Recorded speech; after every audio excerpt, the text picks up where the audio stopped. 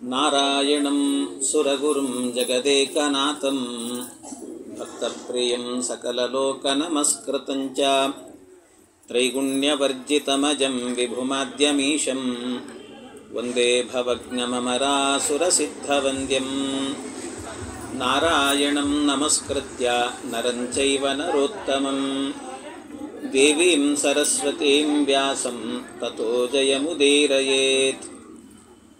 ನಾರಾಯಣಾಯ ಪರಿಪೂರ್ಣಗುಣಾರ್ಣವಾಯ ವಿಶ್ವೋದಯಸ್ಥಿತಿಲಯೋನ್ನಿಯತಿಪ್ರದಾಯ ಜ್ಞಾನಪ್ರದಾಯ ವಿಬುಧಾಸುರಸೌಖ್ಯದುಃಖಸತ್ಕಾರಣಾಯ ವಿತತಾಯ ನಮೋ ನಮಸ್ತೆ. ಶ್ರೀ ಗುರುಭ್ಯೋ ನಮಃ. ಹರಿ ಓಂ ಹರಿ ಓಂ ಹರಿ ಓಂ. ಕೃಷ್ಣ ಪರಮಾತ್ಮ ಭಗವಂತ ಜರಾಸಂಧನ ವಧೆಯನ್ನು ಭೀಮನ ಕೈಯಿಂದ ಮಾಡಿಸಿ ಭೀಮನಿಗೆ ಆ ಕೀರ್ತಿಯನ್ನು ಕೊಟ್ಟು ಜರಾಸಂಧನ ಅಧೀನದಲ್ಲಿದ್ದಂಥ ಎಲ್ಲ ರಾಜರನ್ನು ಬಿಡುಗಡೆ ಮಾಡುತ್ತಾರೆ. ಯಾವಾಗ ಭೀಮ ಜರಾಸಂಧನನ್ನು ನೆಲಕ್ಕೆ ಉರುಳಿಸಿದ್ನೋ ಆ ಕ್ಷಣದಲ್ಲೇನೆ ಜರಾಸಂಧನ ಮಗ ಸಹದೇವ ಓಡಿ ಬಂದು, ಕೃಷ್ಣ, ಭೀಮ ಹೇಳಿದಂತೆ ಮಾಡುತ್ತೇನೆ, ಏನು ಕಪ್ಪ ಕಾಣಿಕೆ ಕೊಡಬೇಕು, ನಾನು ಶರಣಾಗತನಾಗಿದ್ದೇನೆ, ನಿಮಗೆ ನೀವು ರಾಜಸೂಯ ಯಾಗವನ್ನು ಮುಂದುವರಿಸಬೇಕು, ನನ್ನಿಂದ ಏನಾಗಬೇಕು ಹೇಳಿ ಅಂತ ಸಹದೇವ ಬಂದು ಕೇಳುತ್ತಾನೆ. ಅದಕ್ಕೆ ಸರಿಯಾಗಿ ಭೀಮನ ಹತ್ತಿರಕ್ಕೆ ಬಂದು, ಭೀಮ, ನೀನು ಮಾಡಿದಂಥ ಈ ಹೋರಾಟದಲ್ಲಿ ನನ್ನಪ್ಪ ಸಾಟಿ ಇಲ್ಲದ ವೀರ ಅಂತ ಕರೆಸಿಕೊಂಡಿದ್ದ, ಅವನನ್ನು ಮಣಿಸಿದ್ದಿ ನೀನು, ಅದಕ್ಕೆ ನಿನಗೆ ನನ್ನ ತಂಗಿಯನ್ನು ಕೊಡ್ತೇನೆ ಅಂತ ಸಹದೇವ, ಅಂದರೆ ಜರಾಸಂಧನ ಮಗ ಸಹದೇವ, ಆ ಸಹದೇವ ತನ್ನ ತಂಗಿಯನ್ನು ಕೊಡ್ತಾನೆ. ತಂಗಿಯನ್ನು ಕೊಟ್ಟರೆ ಆಗ ಭೀಮ ಹೇಳಿದ, ನನಗೀಗಾಗಲೇ ವಿವಾಹ ಆಗಿದೆ, ಅದಕ್ಕೆ ನನಗೆ ಬೇಡ, ನಿನ್ನ ಹೆಸರೇ ಇರುವಂಥ ನನ್ನ ತಮ್ಮ ಇದ್ದಾನೆ, ಅವನಿಗೆ ಕೊಡ್ತೇನೆ ಅಂತ ಸಹದೇವನ ತಂಗಿಯನ್ನು ಸಹದೇವನಿಗೆ ಕೊಟ್ಟು ವಿವಾಹ ಮಾಡಿದ್ನು. ಹೀಗೆ ಅವನ ವಿವಾಹ ಆಗತ್ತೆ. ಅನಂತರದಲ್ಲಿ ಕೃಷ್ಣ ಒಂದು ಮಾತನ್ನು ಹೇಳುತ್ತಾನೆ. ಅಷ್ಟೂ ಜನ ರಾಜರನ್ನು, ಎಂಥ ತಂತ್ರಗಾರಿಕೆ ಕೃಷ್ಣನದ್ದು ಅಂತಂದರೆ ಭಗವಂತನದ್ದು. ಅಷ್ಟು ಜನ ರಾಜರನ್ನು, ಸುಮಾರು 22,800 ಮಂದಿ ರಾಜರನ್ನು ಬಿಡಿಸಿದ್ದಾನೆ ಭಗವಂತ. ಅವರೆಲ್ಲರನ್ನೂ ಕೂಡ ಮಾರಣ ಹೋಮ ಮಾಡಬೇಕು ಅಂತ ಇಟ್ಟುಕೊಂಡಿದ್ದ. ಅವೈಷ್ಣವವಾದಂಥ ಒಂದು ಭೈರವ ಯಾಗವನ್ನು ಮಾಡಬೇಕು ಅಂತ ಅಂದ್ಕೊಂಡಿದ್ದ. ಆ ಯಾಗದಿಂದಾಗಿ ಇವರನ್ನೆಲ್ಲ ಹೋಮ ಮಾಡಬೇಕು ಅಂತ ಅವರನ್ನೆಲ್ಲ ಬಿಡಿಸಿದ ನಂತರ ಕೃಷ್ಣ ಒಂದು ಮಾತನ್ನು ಹೇಳಿದಂತೆ, ನೋಡಪ್ಪ, ನಂದೇನು ಬಲವಂತ ಇಲ್ಲ, ನಾನಿಷ್ಟೇ ಹೇಳ್ತೇನೆ. ಧರ್ಮರಾಜ ಒಂದು ದೊಡ್ಡ ರಾಜಸೂಯ ಯಾಗವನ್ನು ಮಾಡಬೇಕು ಅಂತ ಹೊರಟಿದ್ದಾನೆ. ಅದಕ್ಕೆ ನೀವು 22,000ಕ್ಕೂ ಮಿಗಿಲಾದಂಥ ರಾಜರಿದ್ದೀರಿ, ನೀವೆಲ್ಲರೂ ಕೂಡ ಅನುಮತಿ ಕೊಟ್ಟು ನೀವೇನಾದರೂ ಕೂಡ ಒಪ್ಪಿಕೊಂಡು ಅವನಿಗೆ ಕಪ್ಪ ಕಾಣಿಕೆಯನ್ನು ಕೊಟ್ಟು ಶರಣಾಗತರಾಗಿ ಮುಂದುವರಿಸು ಅಂತ ಹೇಳಿದರೆ ಒಳ್ಳೆಯದು, ನಾನು ನಿಮಗೆ ಬಲವಂತ ಮಾಡಲ್ಲ ಅಂತ ಕೃಷ್ಣ ಹೇಳಿದ. ಈ ಮಾತು ಹೇಳಿದ ಕೂಡಲೇ ಕೃಷ್ಣ ಆ ಕೂಡಲೇ ಇದ್ದ ರಾಜರುಗಳೆಲ್ಲರೂ ಕೂಡ ಜರಾಸಂಧನನ್ನು ಮಣಿಸಿದಂಥ ವೀರ ನಿಂತಿರುವಾಗ, ಭೀಮನಂಥ ವ್ಯಕ್ತಿ ನಿಂತಿರುವಾಗ, ಮತ್ತು ನಮ್ಮ ಸಂಬಂಧಿಯಾದಂಥ ಕೃಷ್ಣ ಎದರಲ್ಲಿ ಇರಬೇಕಾದ್ರೆ ಇನ್ನು ನಾವು ಇದರ ಬಗ್ಗೆ ವಿಚಾರ ಮಾಡೋದ್ರಲ್ಲಿ ಅರ್ಥ ಇಲ್ಲ. ಕೃಷ್ಣ, ನೀನು ಹೇಳಿದಂತೆ ನಾವೆಲ್ಲರೂ ಕೂಡ ಮನಸ್ಸಿನಿಂದ ಒಪ್ಪಿಕೊಂಡು ಧರ್ಮರಾಜನಿಗೆ ಸಹಾಯಕರಾಗಿ ನಿಂತುಕೊಳ್ಳುತ್ತೇವೆ ಅಂತ ಒಬ್ಬ ಜರಾಸಂಧನನ್ನು ಹೊಡೆದದ್ದರಿಂದಾಗಿ 22,000ಕ್ಕೂ ಕೂಡ ಮಿಗಿಲಾದ ರಾಜರುಗಳೆಲ್ಲರೂ ಕೂಡ ಕಪ್ಪ ಕಾಣಿಕೆಯನ್ನು ಕೊಟ್ಟರಂತೆ ರಾಜಸೂಯ ಯಾಗಕ್ಕೆ. ಕೃಷ್ಣನ ತಂತ್ರಗಾರಿಕೆ ನೋಡಿ ಹೇಗಿದೆ ಅಂತ ಹೇಳ್ತಾರೆ.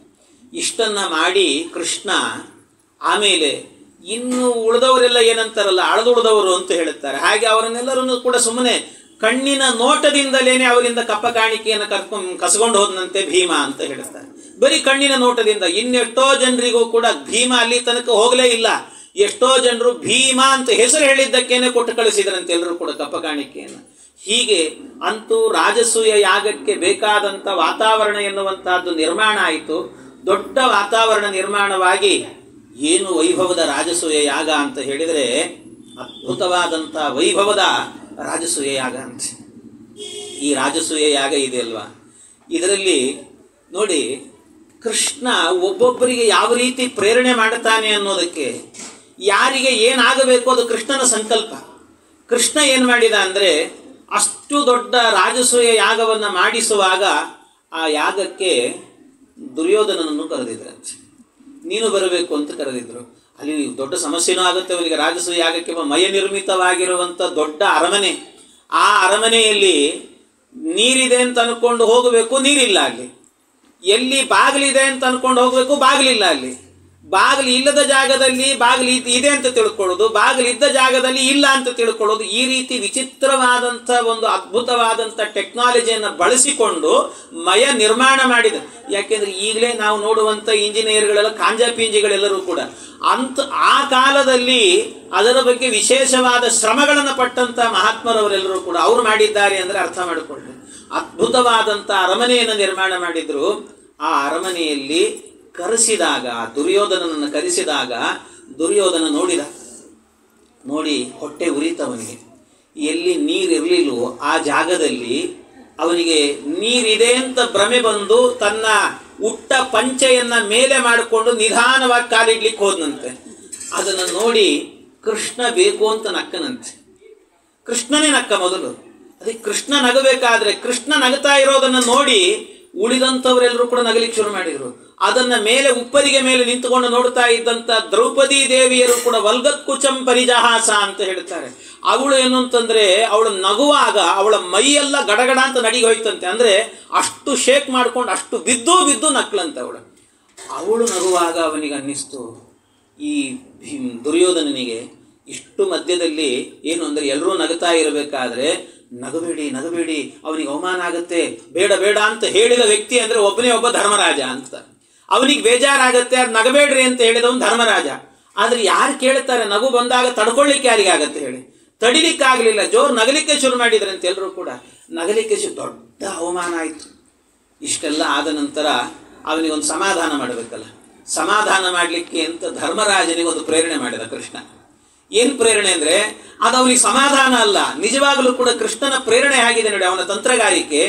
ಕೃಷ್ಣ ತಾನೇ ಹೋಗಿ ಹೇಳಿದ್ನಂತೆ ಧರ್ಮರಾಜನಿಗೆ, ನೋಡು ನಾವೆಲ್ಲ ನಕ್ಕು ಬಿಟ್ವಿ ಗೊತ್ತಾಗದೇನೆ, ಅವನಿಗೊಂದು ಸ್ವಲ್ಪ ಬೇಜಾರಾಗಬಾರದು, ಅದಕ್ಕೆ ನಮ್ಮ ಈ ಏನು ರಾಜಸೂಯ ಯಾಗ ಇದೆ ಇದರಲ್ಲಿ ಒಂದು ಸ್ವಲ್ಪ ದೊಡ್ಡ ವ್ಯವಸ್ಥೆ ಏನಾದರೂ ಅವನಿಗೆ ಕೊಟ್ಬಿಡು. ಒಂದು ಸ್ವಲ್ಪ ದೊಡ್ಡತನ ಅಂತ ಹಿರಿತನ ಅಂತ ಕೊಟ್ಬಿಟ್ರೆ ಆಗ ಅವನು ಸ್ವಲ್ಪ ಸಮಾಧಾನದಲ್ಲಿರ್ತಾನೆ. ಅದಕ್ಕೋಸ್ಕರವಾಗಿ ಅವನಿಗೊಂದು ಹಿರಿತನದ ಜವಾಬ್ದಾರಿಯನ್ನು ಕೊಡೋವನಿಗೆ ಅಂತ ಧರ್ಮರಾಜನಿಗೆ ಪುಸಲಾಯಿಸಿದ ಕೃಷ್ಣ. ಅವನ ತಂತ್ರಗಾರಿಕೆ ಇದೆಲ್ಲ. ಕೃಷ್ಣ ಹೇಳಿದ ಕೂಡಲೇ ಇವನು ಅಂದುಕೊಂಡ, ಹೌದಲ್ಲ ಮಾಡಬೇಕು ಕೃಷ್ಣ, ನೀ ಹೇಳಿದ್ದು ಸರಿ, ಒಳ್ಳೆ ಕಾಲಕ್ಕೆ ಹೇಳಿದೆಪ್ಪ ನೀನು ಅಂತ. ಧರ್ಮರಾಜನಿಗೆ ಬಂದ ಬುದ್ಧಿ ಏನು ಅಂತಂದರೆ, ಅವನೇನು ಮಾಡಿದ ಅಂತಂದರೆ, ದುರ್ಯೋಧನ ನೀ ಅಲ್ಲಿ ಇಲ್ಲಿ ಹೋಗ್ಬೇಡಪ್ಪ, ನನ್ನ ಪಕ್ಕದಲ್ಲೇ ಇರು ನೀನು ಅಂದ. ಮತ್ತೇನು ಮಾಡಬೇಕು ನಾನು? ಏನಿಲ್ಲ, ನನಗೆ ಎಲ್ಲರೂ ಕೂಡ ಬಂದು ಆಹಾರ ಕೊಡ್ತಾರಲ್ಲ ಅದನ್ನೆಲ್ಲ ತೆಗೆದಿಡೋ ಕೆಲಸ ನೀ ಮಾಡು ಅಂತ ಹೇಳಿಬಿಟ್ಟ. ಇದಕ್ಕಿಂತ ಹೊಟ್ಟೆ ಉರಿಯೋ ಕೆಲಸ ಬೇಕಾ ಅವನಿಗೆ ಅಂತ. ಯಾಕೆ ಅಂದರೆ ಅವನಿಗೆ ಎಲ್ಲಿ ತನಕ ಆಯಿತು ಅಂದರೆ, ಹಿಂದಿನ ಕಾಲದಲ್ಲೆಲ್ಲ ಆಗಿತ್ತಂತೆ. ಅಂದರೆ ಮೊದಲಿಂದಲೂ ಕೂಡ, ಈಗ ಇತ್ತೀಚಿನ ದಿನಗಳಲ್ಲಿ ಅದನ್ನು ಅಷ್ಟು ಕೇರ್ ಮಾಡೋದಿಲ್ಲ ಅಷ್ಟೇ. ಆದರೆ ಹಿಂದಿನ ಕಾಲದಲ್ಲೆಲ್ಲ ಯಾವ ರೀತಿ ಅಂದರೆ, ಈ ಯಾರಾದರೂ ಬಂದು ಒಂದು ಕಾರ್ಯಕ್ರಮವನ್ನು ಮಾಡಿದಾಗ ಆಹಾರಗಳನ್ನು ಕೊಡ್ತಾ ಇದ್ರು ಅಂದರೆ ಅದನ್ನು ಸಂಗ್ರಹ ಮಾಡಿ ಇಟ್ಟುಕೊಳ್ಳಿಕ್ಕೆ ಅಂತ ಒಬ್ಬ ಒಳ್ಳೆ ಜವಾಬ್ದಾರಿ ಇರುವಂಥ ವ್ಯಕ್ತಿಗೆ ಕೊಡ್ತಾ ಇದ್ರಂತ. ಅದನ್ನು ಯಾಕೆ ಅಂದರೆ ಅದೆಲ್ಲ ಶತ್ರುತ್ವವನ್ನು ಬೆಳೆಸಿಕೊಳ್ಳೋದು ಆ ಕಾಲದಲ್ಲೆಲ್ಲ. ಇದೆಲ್ಲ ಹಾಗೆ ಶತ್ರುತ್ವ ಅಂತಂದರೆ ಯಾರ್ಯಾರು ಏನೇನು ಕೊಟ್ಟಿದ್ದಾರೆ ಅಂತ ಕರೆಕ್ಟಾಗಿ ಅದನ್ನು ಮತ್ತೆ ನೋಡೋದಂತ. ಅದನ್ನೆಲ್ಲ ನೋಡಿ ಅವರವ್ರ ಹೆಸರನ್ನು ನೋಡಿ, ನಮ್ಮ ಕಾರ್ಯಕ್ರಮಕ್ಕೆ ಹೀಗೆ ಕೊಟ್ಟಿದ್ದೀರಲ್ಲ ನೀವು, ನೋಡ್ರಿ ನಿಮ್ಮ ಕಾರ್ಯಕ್ರಮಕ್ಕೆ ನಾ ಏನು ಮಾಡ್ತೀನಿ ನೋಡ್ರಿ ಅಂತ ಅದನ್ನು ಸೇಡಿನಂತೆ ಇಟ್ಕೊಂಡ್ಬಿಡೋರಂತ ಅದನ್ನೆಲ್ಲವನ್ನು ಕೂಡ. ಈಗ ಅದೆಲ್ಲ ತಪ್ಪಿ ಹೋಗಿದೆ ಅಷ್ಟೇ. ಆದರೆ ಆ ಕಾಲದಲ್ಲೆಲ್ಲ ಹಾಗಿತ್ತು. ಅದಕ್ಕೆ ಇವನಿಗೆ ಯಾವ ರೀತಿ ಆಯಿತು ಅಂತಂದರೆ, ಇವನಿಗೆ ಬಂದು ಕೂತ್ಕೊಂಡಾಗ ಅವನಿಗೆಲ್ಲ ಆಹಾರ ಕೊಟ್ಟದ್ದನ್ನು ಕೊಡ್ತಾ ಇದ್ದಾರೆ. ಅವನಿಗೆ ಇಷ್ಟು ಹೊಟ್ಟೆ ಉರಿತು ಅಂದರೆ ಅವನಿಗೆ ಬೆಂಕಿ ಬಿದ್ದಂತೆ ಆಯ್ತಂತೆ. ಇಡೀ ದೇಹವೇ ಸುಟ್ಟೋದಂತೆ ಆಯ್ತಂತೆ. ನಾನು ನನ್ನ ಜೀವಮಾನದಲ್ಲೇನೆ ಇಷ್ಟು ರತ್ನಗಳನ್ನು, ವಜ್ರಗಳನ್ನು, ವೈಡೂರ್ಯಗಳನ್ನು ನಾನು ಕಣ್ಣಾರೆ ಕಂಡದ್ದೇ ಇಲ್ಲ. ಪಾಂಡವರ ಈ ರಾಜಸೂಯ ಯಾಗದಲ್ಲಿ ಏನಪ್ಪ ಇದು ಹರಿದು ಬರ್ತಾ ಇದೆಯಲ್ಲ. ಅವನಿಗೆ ಎಲ್ಲಿ ತನಕ ಸಮಸ್ಯೆ ಆಯಿತು ಅಂದರೆ, ಕೊಟ್ಟ ಆಹಾರಗಳನ್ನೆಲ್ಲ ಎಲ್ಲಿಡಬೇಕು ಅಂತ ಕೇಳಿದ್ನಂತ. ಕೋಣೆಗಳೆಲ್ಲ ತುಂಬಿ ಹೋಗಿತ್ತು. ಕೊನೆಗೆ ಏನು ಮಾಡಬೇಕು ಅಂದರೆ, ಕೋಣೆಗಳೆಲ್ಲ ತುಂಬಿ ಹೋಗಿದೆಯೋ ಮತ್ತೆಲ್ಲಿಡಬೇಕು ಅಂತ ಕೇಳಿದರೆ, ಇಲ್ಲ ಅದಕ್ಕೆ ಅಂತ ಒಂದು ಹಾಲ್ ಕಟ್ಸಿದ್ದೀವಿ ಅಲ್ಲಿಟ್ಬಿಡು ಅಂತಂದ್ರೆ. ಈ ರೀತಿ ಅಂದರೆ ಅಷ್ಟು ಹರಿದು ಬಂದಿತ್ತು. ಜಗತ್ತಿನಾದ್ಯಂತ ಇರುವ ರಾಜಾದಿ ರಾಜರುಗಳು, ವೀರಾದಿ ವೀರರುಗಳೆಲ್ಲರೂ ಕೂಡ ಬಂದು ಅವನಿಗೆ ಆಹೇರಗಳನ್ನು ಕೊಟ್ಟದ್ದು. ಎಲ್ಲ ಬರೀ ಕೊಟ್ಟದ್ದು ಅಂದ್ರೆ ಏನು, ಸಣ್ಣ ಪುಟ್ಟ ಕೊಟ್ಟದ್ದು ಅಂತ ಇಲ್ವೇ ಇಲ್ಲ. ಬರೀ ವಜ್ರ, ವೈಡೂರ್ಯ, ಬಂಗಾರ ಇವೇ ಕೊಡ್ತಿದ್ರಂತೆ ಎಲ್ಲರೂ ಕೂಡ. ಹೀಗೆ ಕೊಟ್ಟರು, ಎಲ್ಲ ಕೊಡ್ತಾ ಇದ್ರು. ಅದನ್ನೆಲ್ಲ ನೋಡಿ ಹೊಟ್ಟೆ ಉರಿತು ಅವನಿಗೆ, ಇಷ್ಟು ಹೊಟ್ಟೆ ಉರಿತು. ಎಲ್ಲ ಆದ ನಂತರ ಇನ್ನೂ ಒಂದು ಆಗಬೇಕಲ್ಲ, ಅದಕ್ಕೆ ಎಲ್ಲ ಯಾಗ ಎಲ್ಲ ಸಂಪೂರ್ಣವಾಯಿತಂತೆ.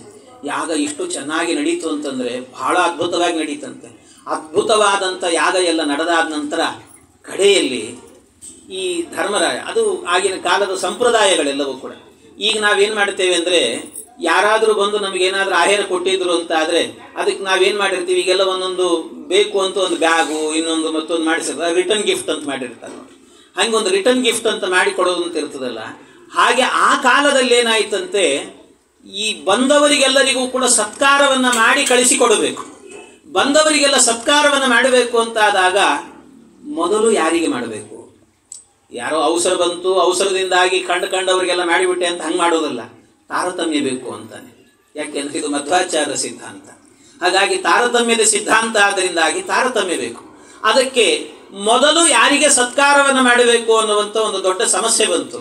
ಮೊದಲು ಯಾರಿಗೆ ಸತ್ಕಾರ ಮಾಡಬೇಕು, ಅಗ್ರ ಪೂಜೆಯನ್ನು ಯಾರಿಗೆ ಮಾಡಬೇಕು ಅಂತ. ಅಗ್ರ ಪೂಜೆಯನ್ನು ಯಾರಿಗೆ ಮಾಡಬೇಕು ಅಂತ ಹೇಳಿದರೆ ಅದಕ್ಕೆ ಅಲ್ಲಿ ಕೂತಂಥವರನ್ನೆಲ್ಲ ಕೇಳ್ತಾ ಇದ್ದ. ಮುಖ್ಯವಾಗಿ ಯಾರು ಹೇಳಿದರೆ ಬಿಟ್ಟರೆ ಏನಂತೆ, ಮುಖ್ಯವಾಗಿ ನಮಗೆ ಹೇಳಬೇಕಾದದ್ದು ಭೀಷ್ಮಾಚಾರ್ಯರು.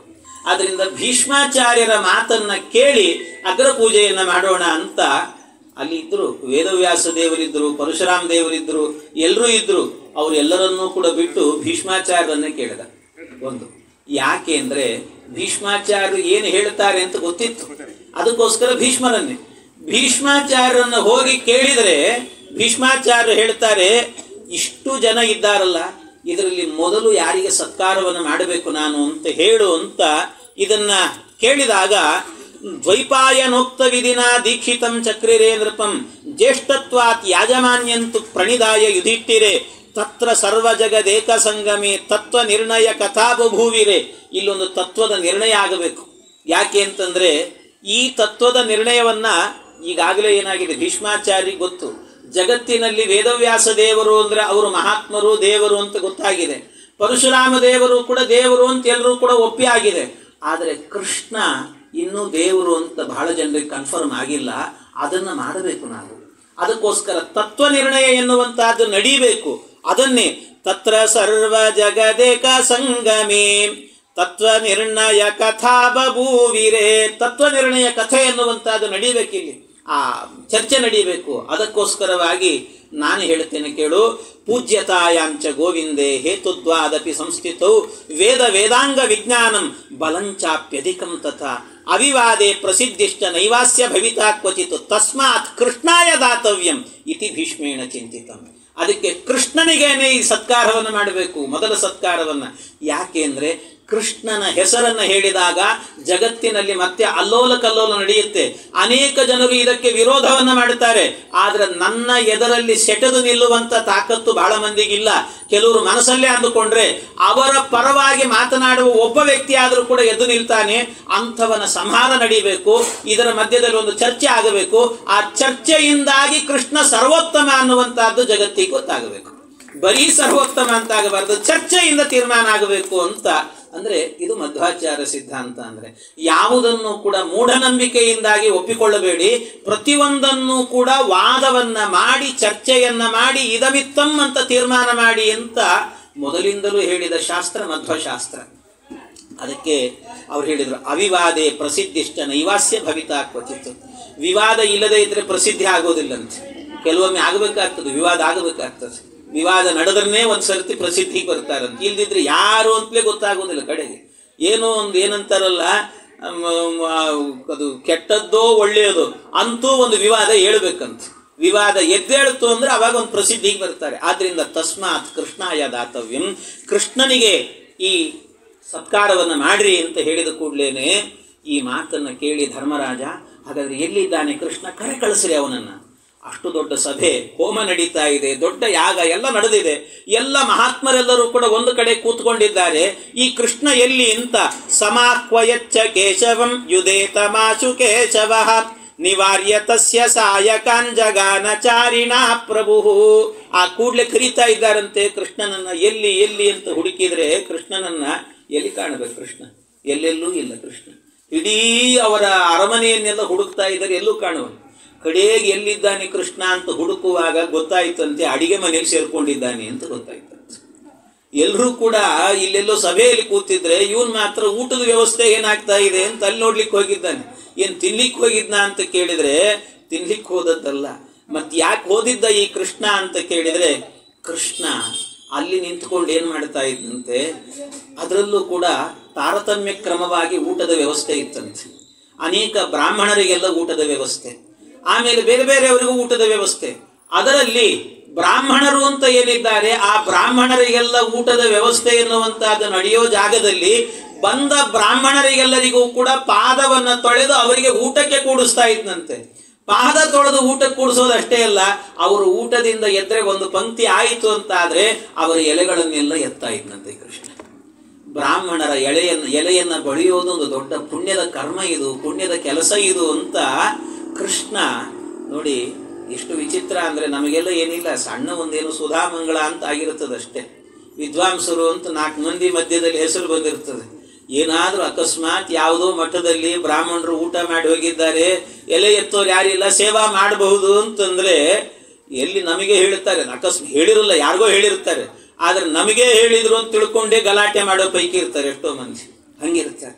ಆದರೆ ಕೃಷ್ಣ ಜಗದೊಡೆಯ ಭಗವಂತ, ಇಡೀ ಜಗತ್ತನ್ನ ಆಳುವಂತ ಸರ್ವತಂತ್ರ ಸ್ವತಂತ್ರನಾದಂತ ಪರಮಾತ್ಮ, ಅವನು ನಿಂತು ಬ್ರಾಹ್ಮಣರ ಎಲೆಯನ್ನ ಬಡಿತೇನೆ ಅಂತ ಹೇಳ್ತಾನಲ್ಲ ಕೃಷ್ಣ. ಏನಪ್ಪ ಹೇಳಬೇಕು ಇವನಿಗೆ? ಎಲೆ ಬಡೋದು ಕೃಷ್ಣ, ಅದನ್ನೇ ಹೇಳ್ತಾರೆ ದಾಸರು ಹೇಳಬೇಕಾದ್ರೆ. ಕೃಷ್ಣ ಎಲೆ ಬಡೋದ್ನಂತೆ. ಒಂದು ಸರ್ತಿ ಏನಾಯ್ತು ಅಂದ್ರೆ ಅಷ್ಟೂ ಎಲೆ, ಒಂದು ಸರ್ತಿ ಕೂತ್ರೆ ಎಲೆ ಕೂತ್ಕೊಂಡ್ರು ಅಂದ್ರೆ ಈ ತುದಿ ಕೂತ್ರೆ ಆ ತುದಿ ಅಂತ ಹೇಳಿದ್ರೆ ಕನಿಷ್ಠ 1,00,000 ಜನ ಇರ್ತಿದ್ರಂತೆ ಊಟಕ್ಕೆ. ಒಂದು ಸಾಲಿದೆ ಅಲ್ಲ, ಆ ಸಾಲಿನಲ್ಲಿ 1,00,000 ಜನ ಕೊಡ್ತಿದ್ರಂತೆ. 1,00,000 ಜನದ ಎಲೆಗಳನ್ನ ಹೀಗೆ ಎತ್ತಬೇಕಾದ್ರೆ ಬಗ್ಗಬೇಕು. ಬಗ್ಗಿ ಆ ಎಲೆಗಳನ್ನು ಎಳಿತಾ ಹೋದ್ವಿ ಅಂತಾದ್ರೆ ಕೊನೆಯಲ್ಲಿ 1,00,000 ಜನದ ಎಲೆಗಳನ್ನು ಎತ್ತಿದ ಮೇಲೆ ಆಮೇಲೆ ಒಂದ್ಸರ್ತಿ ಎದ್ದು ನಿಲ್ಲಬೇಕು.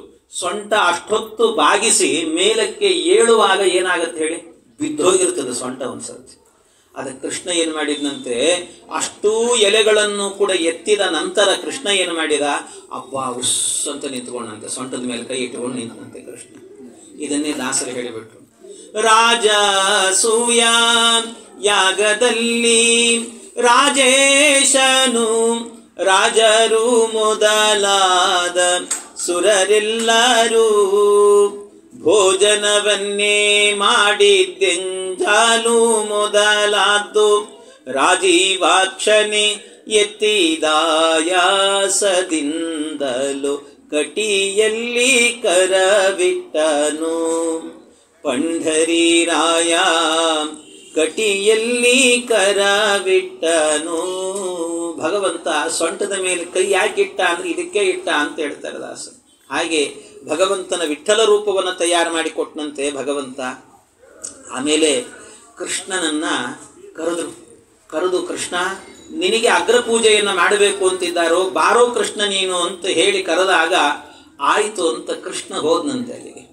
ಕೃಷ್ಣ ಹೋದಾಗ ಎಲ್ಲರ ಎದುರಲ್ಲೂ ಕೂಡ ಕೃಷ್ಣನಿಗೆ ಅಗ್ರ ಪೂಜೆ ಎನ್ನುವಂತಹದ್ದು ನಡೀತಾ ಇದೆ. ಕೃಷ್ಣನಿಗೆ ಅಗ್ರ ಪೂಜೆ ಎನ್ನುವಂತಹದ್ದು ನಡೀಬೇಕಾದ್ರೆ ಆಗ ಅಷ್ಟು ಜನರ ಮಧ್ಯದಲ್ಲೂ ಕೂಡ ಅವನನ್ನ ಎಬ್ಬಿಸಿ ನಿಲ್ಲಿಸಿ ಕೃಷ್ಣನಿಗೆ ಅಂತ ಮಾಡ್ತಾ ಇರುವಾಗ ಮೊದಲು ಎದ್ದು ನಿಂತು ಮಾತನಾಡಿದ್ಯಾರು ಅಂತ ಹೇಳಿದ್ರೆ ಶಿಶುಪಾಲ. ಶಿಶುಪಾಲ ಎದ್ದ ನೋಡಿ, ಎದ್ದು ಮಾತಾಡ್ಲಿಕ್ಕೆ ಶುರು ಮಾಡಿದ. ಯಾರಿಗೆ ಮಾಡ್ತಾ ಇದ್ದೀರಿ ನೀವೆಲ್ಲ ಸತ್ಕಾರವನ್ನು?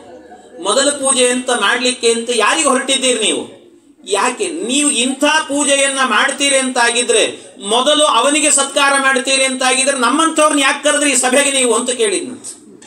ಕೆಲವರು ಇರ್ತಾರೆ ಮೊದಲನೇ ಎಲೆ ಕೊಡ್ಲಿಲ್ಲ ಅಂದ್ರೆ ಗಲಾಟೆ ಎಬ್ಸೋರು ಇರ್ತಾರೆ. ಹಂಗೆ ಅದಕ್ಕೆ ನನ್ನಂಥವ್ರನ್ನ ಯಾಕೆ ಕರೆದ್ರಿ ನೀವು ಅಂತ ಕೇಳಿ, ನನ್ನಂಥವ್ರನ್ನ ಯಾಕೆ ಕರೆದ್ರಿ, ಇವನಿಗೆ ಯಾಕೆ ಸತ್ಕಾರ ಮಾಡ್ತಾ ಇದ್ದೀರಿ? ಎಷ್ಟು ಜನರಿದ್ರು, ರಾಜಾದಿ ರಾಜರಿದ್ರು ಇಲ್ಲೆಲ್ಲ ಕಡೆಯಲ್ಲೂ ಕೂಡ, ಬೇಕಾದಷ್ಟು ಮಂದಿ ದೊಡ್ಡವರಿದ್ರು. ಪರಶುರಾಮ ದೇವರಿಗೆ ಮಾಡಿದ್ರೆ ನಾ ಏನು ಮಾತಾಡ್ತಾ ಇರಲಿಲ್ಲ, ವೇದವ್ಯಾಸ ದೇವರಿಗೆ ಮಾಡಿದ್ರೆ ನಾನೇನು ಮಾತಾಡ್ತಾ ಇರಲಿಲ್ಲ, ಅಥವಾ ಭೀಷ್ಮನಿಗೆ ದ್ರೋಣಾಚಾರ್ಯರಿಗೆ ದೊಡ್ಡ ಬ್ರಾಹ್ಮಣರವರು, ಭೀಷ್ಮಾಚಾರ್ಯರು ಅಂದ್ರೆ ನಿಮ್ಮ ಕುಲದಲ್ಲಿ ಪಿತಾಮಹರು ಅಂತ ಕಲಿಸಿಕೊಂಡಿದ್ದಾರೆ, ಅವರಿಗೆ ಮಾಡಬಹುದಿತ್ತು. ಆದರೆ ಇವರು ಯಾರಿಗೂ ಕೂಡ ಮಾಡದೇನೆ ಯಾರೋ ಒಬ್ಬ ದನ ಕಾಯೋ ಹುಡುಗ, ಅವನು ಕ್ಷತ್ರಿಯನೂ ಅಲ್ಲ, ಸರಿಯಾಗಿ ಕ್ಷತ್ರಿಯ, ಸುಮ್ಮನೆ ಹೆಸರಿಗೆ ಕ್ಷತ್ರಿಯ, ಬದುಕೋದೆಲ್ಲ ಯಾವುದು ಅಂತಂದ್ರೆ ಬರೀ ಗೋವೃತ್ತಿಯಿಂದಾಗಿ ಬದುಕ್ತಾನವನು. ಹಾಗಾಗಿ ಒಬ್ಬ ಗೊಲ್ಲನಾದವನಿಗೆ ಸತ್ಕಾರವನ್ನ ಮಾಡಲಿಕ್ಕೆ ಅಂತ ಅವನಿಗೆ ಮಾಡುವಾಗ ನಮ್ಮಂಥ ವ್ಯಕ್ತಿಗಳನ್ನ, ರಾಜರುಗಳನ್ನ ಕರೆದು ನಮ್ಮ ಎದುರಲ್ಲಿ ಅವನಿಗೆ ಸತ್ಕಾರ ಮಾಡ್ತೀರಿ ಅಂದ್ರೆ ಇದು ನಮಗೆ ಮಾಡಿದಂಥ ಅವಮಾನ ಇದು ಅಂತ ಹೇಳಿದ. ನಮಗೆ ಅವಮಾನ ಮಾಡಬೇಡಿ, ಬೇಡ ಬಿಡಿ ಅಂತ ಹೇಳಿದ, ಬಿಟ್ಟುಬಿಡಿ ಇದನ್ನ ಅಂತ. ಇಷ್ಟು ಹೇಳ್ತಾ ಕೊನೆಗೊಂದು ಮಾತನ್ನು ಹೇಳ್ತಾನೆ ಕೃಷ್ಣ. ಅವರು ಸತ್ಕಾರ ಮಾಡ್ತೀನಿ ಅಂದ ಕೂಡಲೇ ಎದ್ದು ನಿಂತ್ಕೊಂಡು ಬಂದು ಇಲ್ಲಿಗೆ ಸತ್ಕಾರ ಮಾಡಿಸ್ಕೊಳ್ಳಿಕ್ಕೆ ಬಂದಿದ್ದೀಯಲ್ಲ, ನಿನಗೆ ನಾಚಿಕೆ ಆಗಲ್ವಾ ಅಂತ ಕೇಳಿದ. ಯಾರೋ ಹೇಳಿದ್ರು ಅಂದ ಕೂಡಲೇ ಬಂದ್ಬಿಡೋದ ನೀನು ಕೂಡ ಹಾಗೆ, ನಾಚಿಕೆ ಆಗಲ್ವ ನಿನಗೆ ಅಂತ ಕೇಳ್ತಾನೆ. ಕೃಷ್ಣನನ್ನ ಬೈಲಿಕ್ಕೆ ಶುರು ಮಾಡಿದ, ವಾಚಾಮಗೋಚರವಾಗಿ ಬೈದ. ಇಷ್ಟನ್ನ ಹೇಳ್ತಾ ಕೊನೆಗೆ ಇನ್ನೊಂದು ಮಾತನ್ನ ಹೇಳ್ತಾನೆ, ಭೀಷ್ಮಾಚಾರ್ಯರೇ, ನೀವು ನಿಂತುಕೊಂಡು ಅವನಿಗೆ ಸಂದೇಶವನ್ನ ಕೊಟ್ಟು ಈ ಸತ್ಕಾರವನ್ನ ಮಾಡಿಸ್ತಾ ಇದ್ದೀರಲ್ಲ, ನೀವು ಹಿರಿಯರ ಈ ಕುಟುಂಬಕ್ಕೆ, ನೀವು ಯಾಕೆ ಬದುಕಿದ್ದೀರಿ, ನಿಮಗೆ ನಿಜವಾಗಲೂ ಕೂಡ ಪೌರುಷ ಇದೆಯಾ ನಿಮಗೇನಾದರೂ ಕೂಡ ಅಂತ ಇಂಥ ಮಾತುಗಳನ್ನ ಆಡುವಾಗ ಭೀಷ್ಮಾಚಾರ್ಯರು ಮುದುಕ, ಪಾಪ 800 ವರ್ಷದ ಮುದುಕ, ಆ ಮುದುಕನಿಗೆ ತಡಿಲಿಕ್ಕಾಗದೇನೆ ಒಂದು ಸರ್ತಿ ನನ್ನ ಪೌರುಷವನ್ನ ನೋಡ್ತೀಯಾ ನೀನು ಅಂತ ಕೇಳ್ತಾರೆ. ಒಂದ್ ಸರ್ತಿ ಏನು ನನ್ನ ಪೌರುಷ ಅಂತ ನೋಡ್ತೀಯಾ ನೀನು ಬೇಕಾದ್ರೆ ಅಂತಂದ್ರಂತೆ ಒಂದ್ ಸರ್ತಿ. ಆಗ ದ್ರೋಣಾಚಾರ್ಯರು ಎಲ್ಲರೂ ಕೂಡ ಬಂದು ತಡೆದು ಹೇಳಿದ್ರಂತೆ, ಸಮಾಧಾನ ಮಾಡ್ಕೊಳ್ರಿ ಅಂತ. ಸಮಾಧಾನವನ್ನ ಮಾಡ್ಕೊಳ್ರಿ ಅಂತ ಹೇಳುವಾಗ ಆಗ ಕಡೆಗೆ ಕೃಷ್ಣ ಏನೂ ಮಾತಾಡಲಿಲ್ಲ. ಅಲ್ಲಿ ತನಕಲೂ ಕೂಡ ಇಷ್ಟೆಲ್ಲ ನಡೀತಾ ಇದೆ, ದೊಡ್ಡ ವಿವಾದವೇ ನಡೆದೋಯ್ತು. ಅದರಲ್ಲಿ ಎಷ್ಟೋ ಜನರು ಕೂಡ ಅಂದುಕೊಂಡ್ರಂತೆ, ಶಿಶುಪಾಲ ನಮಗೆ ಯಾರಿಗೂ ಮಾತಾಡೋ ತಾಕತ್ತಿರ್ಲಿಲ್ವೋ, ನೀನು ಮಾತಾಡಿದಲ್ಲ ಬಹಳ ಸಂತೋಷ ಆಯ್ತು ನನಗೆ ಅಂತ. ಆಗ ಅನೇಕ ಜನರು ತಮ್ಮ ತಮ್ಮ ಮನಸ್ಸಿನಲ್ಲಿ ಅಂದುಕೊಂಡ್ರಂತೆ, ಎಲ್ಲರೂ ಕೂಡ ತಮ್ಮ ತಮ್ಮ ಮನಸ್ಸಿನಲ್ಲಿ ಅಂದುಕೊಳ್ತಾ ಇದ್ದಂತೇನೆ ಆಗ ಕೃಷ್ಣನಿಗೆ ಮತ್ತೆ ಬೈಲಿಕ್ಕೆ ಶುರು ಮಾಡಿದ.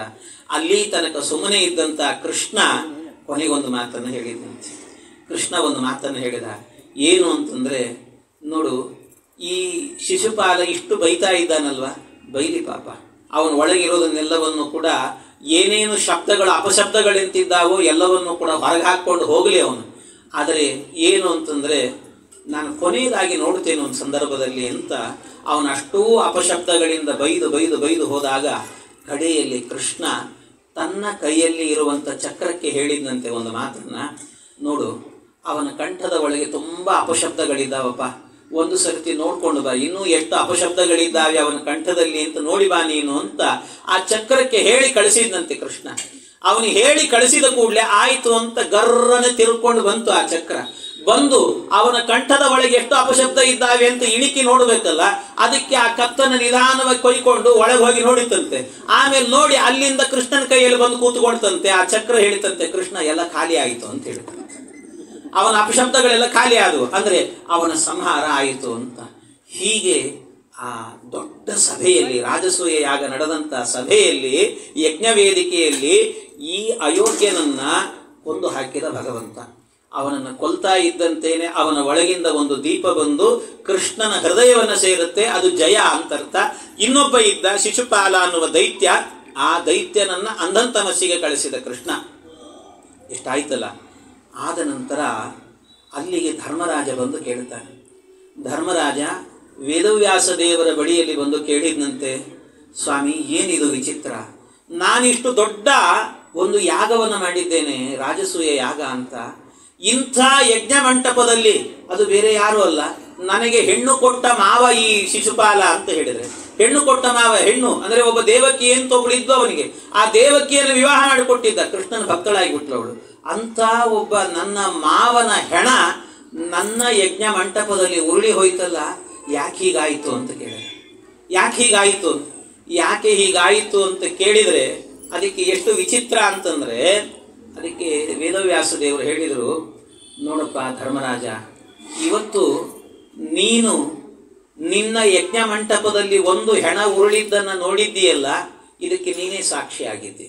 ಇವತ್ತು ಏನು ಒಂದು ಹೆಣ ಉರುಳಿದೆ, ಇನ್ನು ಮುಂದೆ ನಿನ್ನಿಂದಾಗಿ, ವೇದವ್ಯಾಸದೇವರು ಹೇಳ್ತಾರೆ, ನಿನ್ನಿಂದಾಗಿ ಇವತ್ತು ಒಂದು ಹೆಣ ಉರುಳಿದೆ ಅಲ್ವಾ, ಮುಂದೆ ನಿನ್ನಿಂದಲೇನೆ ಲಕ್ಷ ಲಕ್ಷ ಹೆಣಗಳು ಉರುಳುತ್ತಾವೆ, ಅದಕ್ಕೆ ಸಾಂಕೇತಿಕವಾಗಿ ಇವತ್ತೊಂದು ಹೆಣ ಉರುಳಿದೆ ಅಂತಂದ್ರೆ, ಇದು ಒಂದು ಹೆಣ ಎನ್ನುವಂಥದ್ದು ಉರುಳಿದೆ ಸಾಂಕೇತಿಕವಾಗಿ.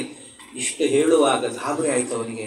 ಎಲ್ಲ ಏನಿದು ವಿಚಿತ್ರ, ಸಾಧ್ಯ ಇಲ್ಲ, ನನ್ನಿಂದ ಇಂಥ ಕೆಲಸ ನಡೀಬಾರದು, ನಿನ್ನಿಂದ ಏನು ನಡೆಯುತ್ತೋ ನಾಹಂಕರ್ತ ಹರಿಕರ್ತ ನಡೆಯೋದಿಲ್ಲ ಕೃಷ್ಣನಿಂದ ಅಪ್ಪ. ನಿಮಿತ್ತ ಮಾತ್ರ ಭವಸವ್ಯ ಸಾಚಿ. ನೀವೆಲ್ಲ ನಿಮಿತ್ತ ಅಷ್ಟೇ. ನಿಜವಾಗಲೂ ಕೂಡ ಇದನ್ನೆಲ್ಲ ನಡೆಸುವಂತಹದ್ದು ಯಾರು ಅಂತ ಹೇಳಿದರೆ ಕೃಷ್ಣ ನಡೆಸ್ತಾನಪ್ಪ. ಆದ್ರೆ ಅವನಂದುಕೊಂಡ ಏನು ಅಂದರೆ, ಧರ್ಮರಾಜನ ಮನಸ್ಸು ನೋಡಿ ಎಲ್ಲಿಗೆ ಬಂತು ಅಂದರೆ, ನಾನು ಏನು ಮಾಡಿದರೂ ಕೂಡ ದುರ್ಯೋಧನನ ವಿರೋಧವನ್ನು ಮಾಡಿಕೊಳ್ಬಾರದು. ಧರ್ಮರಾಜನಿಗೆ ಬಂದಂಥ ಮನಸ್ಸು. ಕೃಷ್ಣನಿಗೆ ಸತ್ಕಾರ ಆಯಿತು, ಎಲ್ಲ ನಡೀತು, ಎಲ್ಲರೂ ಹೋದರು, ಆಯಿತು. ಆದರೆ ವೇದವ್ಯಾಸ ದೇವರು ಹೇಳಿದ್ರಲ್ಲ, ನಿನ್ನಿಂದ ಅನೇಕ ಹೆಣಗಳು ಉರುಳುತ್ತಾವೆ ಅಂತ. ಅದಕ್ಕೆ ಇವನೊಂದು ಸಂಕಲ್ಪ ಮಾಡಿದ, ಕೃಷ್ಣ ಏನೇ ಆಗಲಪ್ಪ, ನಾನು ಮಾತ್ರ ಯುದ್ಧ ಮಾಡಬಾರದು, ನನ್ನಿಂದಾಗಿ ನಡೀಬಾರದು, ಅನೇಕ ಹೆಣಗಳು ಉರುಳಬಾರದು.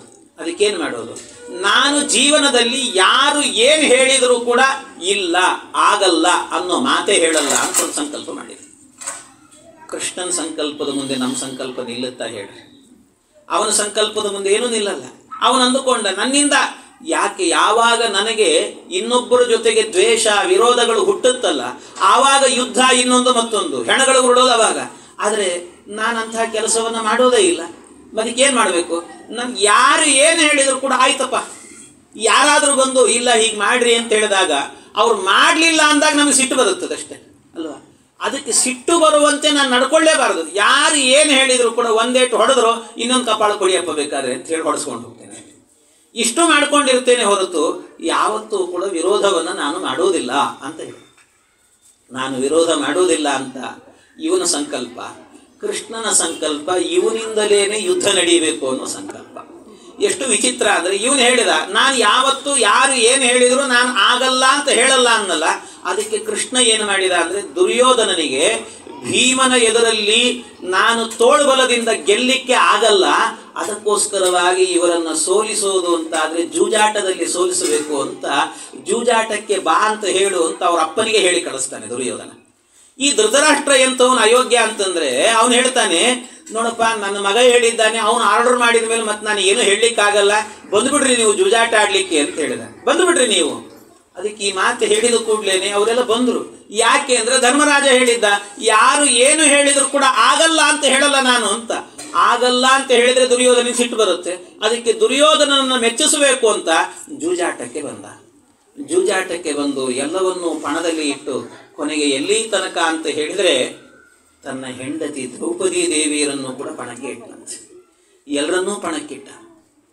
ಎಲ್ಲರನ್ನೂ ಪಣಕ್ಕಿಟ್ಟಾಗ ದ್ರೌಪದಿ ದೇವಿಯರು ಏಕವಸ್ತ್ರ ಧಾರಣೆಯನ್ನು ಮಾಡಿಕೊಂಡು, ಪಾಪ ದ್ರೌಪದಿ ದೇವಿಯರಾಗ ಏನಂತಾರಲ್ಲ ಪಿರಿಯಡ್ ಇದ್ದಂಥ ಒಂದು ಕಾಲ ಅವಳಿಗೆ. ಆ ಕಾಲದಲ್ಲಿ ಅವಳನ್ನು ಈ ದುಶ್ಯಾಸನ ಹೋಗಿ, ನೀನು ಇನ್ನು ಮುಂದೆ ನಮ್ಮ ದಾಸಿ ನೀನು ಅಂತ ಹೇಳಿ ಪರಸ್ತ್ರೀಯರ ಹೆಣ್ಣಿನ ಆ ತಲೆ ಕೂದಲಿಗೆ ಕೈ ಹಾಕಿ ಅವಳು ಬರಲ್ಲ ಅಂತ ಹೇಳಿದರೆ ಎಳ್ಕೊಂಡು ಬರ್ತಾನಂತೆ ಸಭೆಗೆ. ಎಲ್ಲ ಎಂತಿಂಥ ದೊಡ್ಡ ದೊಡ್ಡ ಜ್ಞಾನಿಗಳು ಅಂದರೆ ಭೀಷ್ಮಾಚಾರ್ಯರು, ದ್ರೋಣಾಚಾರ್ಯರು, ಮಹಾತ್ಮರೆಲ್ಲರೂ ಕೂಡ ಕೂತಿದ್ದಾರೆ ಆ ಸಭೆಯಲ್ಲಿ. ಆ ಸಭೆಯಲ್ಲಿ ನಿಂತಾಗ ದ್ರೌಪದಿ ದೇವಿಯರು ಒಂದು ಮಾತನ್ನು ಹೇಳುತ್ತಾರೆ, ನಿಜವಾಗಿಯೂ ಕೂಡ ಇದು ಸಭೆ ಅಲ್ಲ ಅಂತ. ಯಾಕೆ ಅಂದರೆ ಯಾವುದನ್ನು ಸಭೆ ಅಂತ ಕರೀತಾರೆ ಅಂದರೆ, ಸಭೆ ಅಂತಾದರೆ ಅಲ್ಲಿ ವೃದ್ಧರಿರಬೇಕು. ಬರೀ ವೃದ್ಧರಲ್ಲ, ಜ್ಞಾನ ವೃದ್ಧರಿರಬೇಕು, ಧರ್ಮವನ್ನು ಬಲ್ಲಂಥ ವೃದ್ಧರಿರಬೇಕು. ಇಷ್ಟು ಜನ ವೃದ್ಧರಿದ್ದಾರೆ ಇಲ್ಲಿ ಎಲ್ಲರೂ ಕೂಡ. ಇವರು ಯಾರಿಗೂ ಕೂಡ ಧರ್ಮದ ಪ್ರಜ್ಞೆಯೇ ಇಲ್ಲ. ಇವರೆಲ್ಲರೂ ಕೂಡ ಎಂಥವರು ಅಂತ ಹೇಳಿದರೆ ಧರ್ಮದ ಬಗ್ಗೆ ಮಾತನಾಡಲಿಕ್ಕೆ ಲಾಯಿಕೆ ಇಲ್ಲದೆ ಇರುವಂಥ ವ್ಯಕ್ತಿಗಳಿವರೆಲ್ಲ. ಆದ್ದರಿಂದ ಇಷ್ಟು ದೊಡ್ಡ ಭೀಷ್ಮಾಚಾರ್ಯರಿದ್ದಾರೆ. ಈ ಭೀಷ್ಮಾಚಾರ್ಯರು ಕೂಡ ಒಂದು ಹೆಣ್ಣಿಗೆ ಅವಮಾನ ನಡೀತಾ ಇರಬೇಕಾದ್ರೆ ಒಂದು ಸೊಲ್ಲು ಎತ್ತುತ್ತಾ ಇಲ್ಲಲ್ಲ, ನನಗೆ ಅಪಮಾನ ಆಗ್ತಾ ಇದೆ, ಇದರಿಂದಾಗಿ ಮುಂದೆ ಕುರುಗಳ ವಂಶ ಎನ್ನುವಂತಹದ್ದು ನಾಶ ಆಗಿ ಹೋಗುತ್ತೆ, ನೆನಪಿಟ್ಟುಕೊಳ್ಳಿ, ಯಾರಾದರೂ ಮಾತಾಡಿ ಅಂತ ಹೇಳಿದರೆ ಭೀಷ್ಮಾಚಾರ್ಯ ಹೇಳ್ತಾರೆ, ಅಮ್ಮ ನಾನು ಈ ವಿಷಯದಲ್ಲಿ ಏನು ಮಾತಾಡ್ಲಿಕ್ಕಾಗಲ್ಲ. ಯಾಕೆ ಅಂದರೆ ನಿನ್ನ ಗಂಡ ಆ ಜೂಜಾಟದಲ್ಲಿ ಸೋತದ್ದು ಹೌದು, ನೀವು ದಾಸಿಯರಾದದ್ದು ಹೌದು, ನಾನೇನು ಮಾತಾಡಲಿ ಇದರಲ್ಲಿ ಅಲ್ಲ. ಬೇರೆ ಕಡೆಗೆ ಮಾತನಾಡುವ ತಾಕತ್ತಿದೆ, ಇಲ್ಲಿಲ್ವಾ? ಯಾಕೆ ಅಂದರೆ ದುರ್ಯೋಧನನ ಅನ್ನವನ್ನು ಉಂಡಿದ್ದಾನೆ. ದುರ್ಯೋಧನನ ಅನ್ನವನ್ನು ಉಂಡದ್ದರ ಪ್ರಭಾವ ಅದಕ್ಕೆ ಉಣುವಾಗಲೂ ಕೂಡ ಎಂಥ ಅನ್ನವನ್ನು ಉಣಬೇಕು, ನಿತ್ಯ ವಿಷ್ಣು ನಿವೇದಿತವಾದಂಥ ಹರಿಪ್ರೀತಿಯಾದಂಥ ಅನ್ನವನ್ನು ಉಣ್ಣಿ ಅಂತ ಹೇಳ್ತಾರೆ. ಅದಕ್ಕೋಸ್ಕರ ದುಷ್ಟ ದುರ್ಯೋಧನಾದಿಗಳ ಅನ್ನವನ್ನು ಉಣಬೇಡಿ, ಇಂಥ ಅನ್ನವನ್ನು ಉಣ್ಣಿ. ಅದಕ್ಕೆ ಭೀಷ್ಮಾಚಾರ್ಯರು ಮಾತಾಡಲಿಲ್ಲ, ಯಾರೂ ಮಾತಾಡಲಿಲ್ಲ. ಯಾರೂ ಮಾತನಾಡದೇ ಇದ್ದಂಥ ಕಾಲದಲ್ಲಿ ಭೀಮ ಎದ್ದು ನಿಲ್ತಾನ ಒಂದು ಸರ್ತಿ. ಅವನಿಗೆ ತಡಿಲಿಕ್ಕಾಗಲಿಲ್ಲ. ಭೀಮ ಒಂದು ಸರ್ತಿ ಹೇಳಿದಂತೆ, ಸಹದೇವ ಬೇಗ ಹೋಗು, ಒಳಗಡೆ ಎಲ್ಲಿಯಾದರೂ ಕೂಡ ಬೆಂಕಿ ಕೊಳ್ಳಿ ಇದ್ರೆ ತಗೊಂಡು ಬಾ, ನನ್ನ ಅಣ್ಣನ ಕೈ ಸುಟ್ಟು ಬಿಡ್ತೇನೆ ನಾನು ಅಂತ ಹೇಳ್ತಾನೆ ಒಂದು ಸರ್ತಿ. ಯಾಕೆ ಅಂದರೆ ಧರ್ಮರಾಜ ಅಂತ ಹೆಸರಿಟ್ಟುಕೊಂಡು ಇಂಥ ಜೂಜಾಟವನ್ನಾಡಿ ನಮ್ಮನ್ನೆಲ್ಲ ಪಣಕ್ಕಿಟ್ಟಿದ್ದಾನಲ್ಲ ಇವನು ಅಂತ ಅವನ ಕೈ ಸುಡ್ತೇನೆ ಅಂತ ಹೇಳಿದ. ಅಷ್ಟು ಹೇಳುವಾಗ ದುರ್ಯೋಧನ ಎದ್ದು ನಿಂತುಕೊಂಡು ಹೇಳ್ತಾನೆ, ಆಹಾ ಬಹಳ ಸಂತೋಷ ಆಯ್ತು ನನಗೆ ಅಂದ. ಯಾಕೆ ಅಂದ್ರೆ ಅಣ್ಣ ತಮ್ಮಂದರಲ್ಲಿ ಒಡಕು ಮೂಡಿತಲ್ಲ, ನಾನು ಗೆದ್ದೆ ಅಂತ ಅಂದುಕೊಂಡ.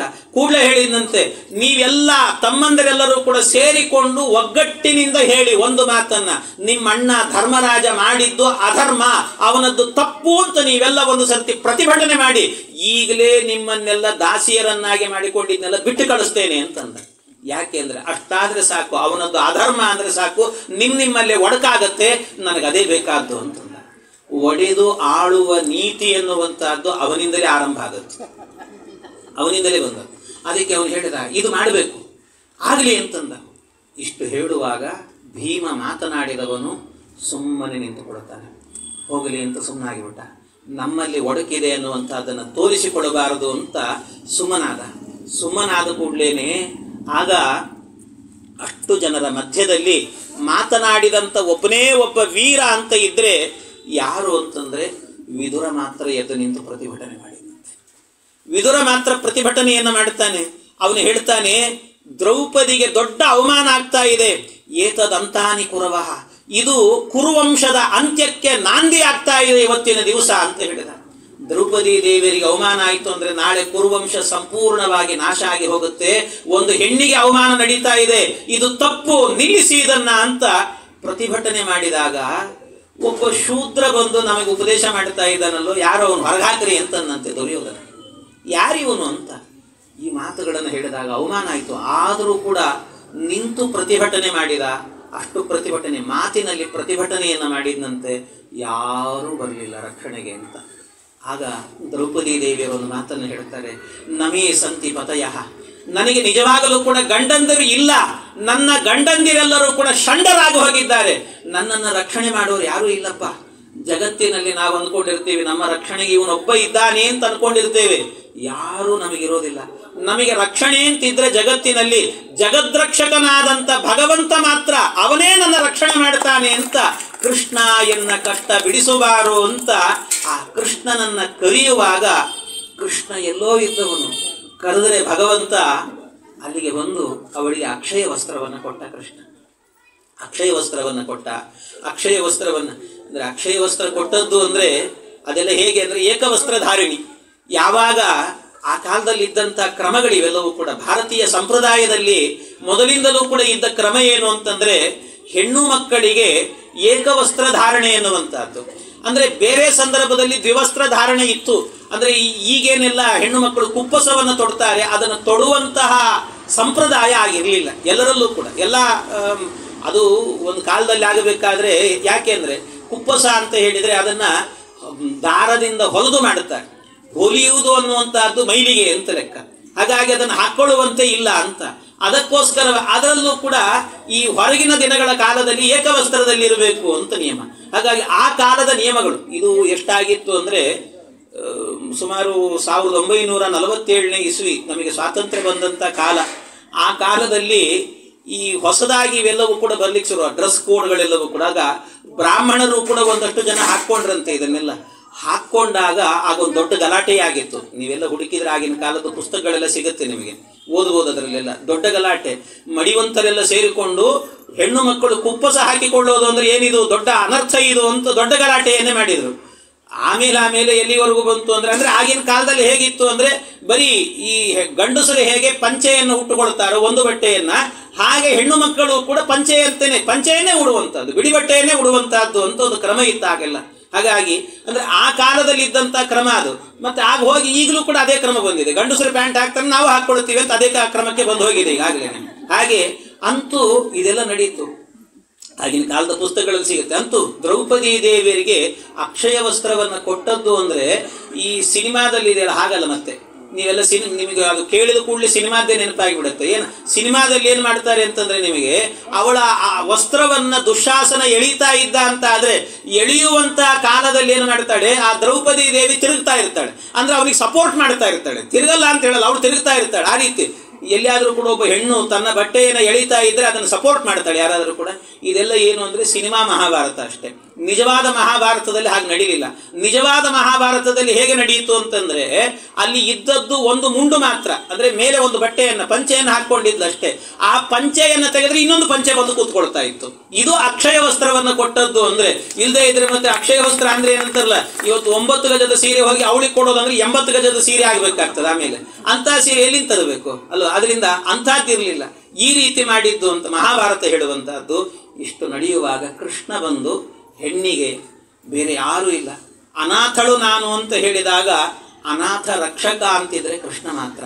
ಹೆಣ್ಣಿಗೆ ಅವಮಾನ ನಡೆದಂಥ ಕಾಲದಲ್ಲಿ ಎಲ್ಲ ಕಡೆಯಲ್ಲೂ ಕೂಡ ನಿಂತು ಅವರಿಗೆ ಅನುಗ್ರಹ ಮಾಡಿದವನು ಕೃಷ್ಣ ಒಬ್ಬನೇ. ಕೃಷ್ಣ ಮಾಡಿದ. ಎಲ್ಲ ಆಯಿತು, ವನವಾಸಕ್ಕೆ ಹೋದರು. ವನವಾಸದಲ್ಲಿ ಎಲ್ಲ ಮುಗೀತು. ವನವಾಸ ಎಲ್ಲ ಮುಗಿದಾದ ನಂತರ ಮತ್ತೆ ಬರ್ತಾರೆ. ಬಂದಾದ ಮೇಲೆ ಕೃಷ್ಣನಿಗೆ ಎಲ್ಲ ಬಂದಿದ್ರು. ಬಂದಾಗ ನಾವು ಬದುಕಬೇಕು, ನಮಗೊಂದು ರಾಜ್ಯ ಬೇಕು, ನಮಗೂ ಒಂದು ರಾಜ್ಯವನ್ನು ಕೊಡಿ ಅಂತ. ಎಲ್ಲಾದರೂ ಬದುಕೊಂಡಿರ್ತೇವೆ ನಾವು, ನಮಗೊಂದು ಸ್ವಲ್ಪ ಬದುಕಲಿಕ್ಕೆ ಅಂತ ಅವಕಾಶ ಮಾಡಿಕೊಡಿ ಅಂತಂದರೆ, ಆಗ ಹೇಳಿದರು, ನಿಮಗೆ ನಾವು ಕೊಡೋದಿಲ್ಲ. ಇವರೆಲ್ಲ ಉಪಪ್ಲಾವ್ಯದಲ್ಲಿದ್ದಾರೆ, ಇವರು ಹಸ್ತಿನಾವತಿಯಲ್ಲಿದ್ದಾರೆ, ಯಾರಿಗೂ ಕೂಡ ಇಲ್ಲಿ ಪ್ರವೇಶ ಇಲ್ಲ, ನೀವು ಹೋಗಿದ್ದೀರಿ ಹೋಗಿಬಿಡಿ ಅಂತ. ಇಷ್ಟು ನಡೀತಾ ಇರುವಾಗ ಆಗ ಈ ಧೃತರಾಷ್ಟ್ರ ಏನು ಮಾಡ್ತಾನೆ ಅಂದರೆ, ಇವನಿಗೆ ಸಂಜಯನಿಗೆ ಹೇಳಿ ಕಳಿಸ್ತಾನೆ. ಸಂಜಯ, ನೋಡು, ನೀನು ಹೋಗಿ ಅವರಿಗೊಂದು ಸಂಧಾನವನ್ನು ಮಾಡಿ ಬಾ. ಪಾಂಡವರು ಇಲ್ಲಿ ಬರಬೇಕು, ನಮಗೂ ರಾಜ್ಯ ಬೇಕು ಅಂತ ಅಪೇಕ್ಷೆ ಪಡ್ತಾ ಇದ್ದಾರೆ.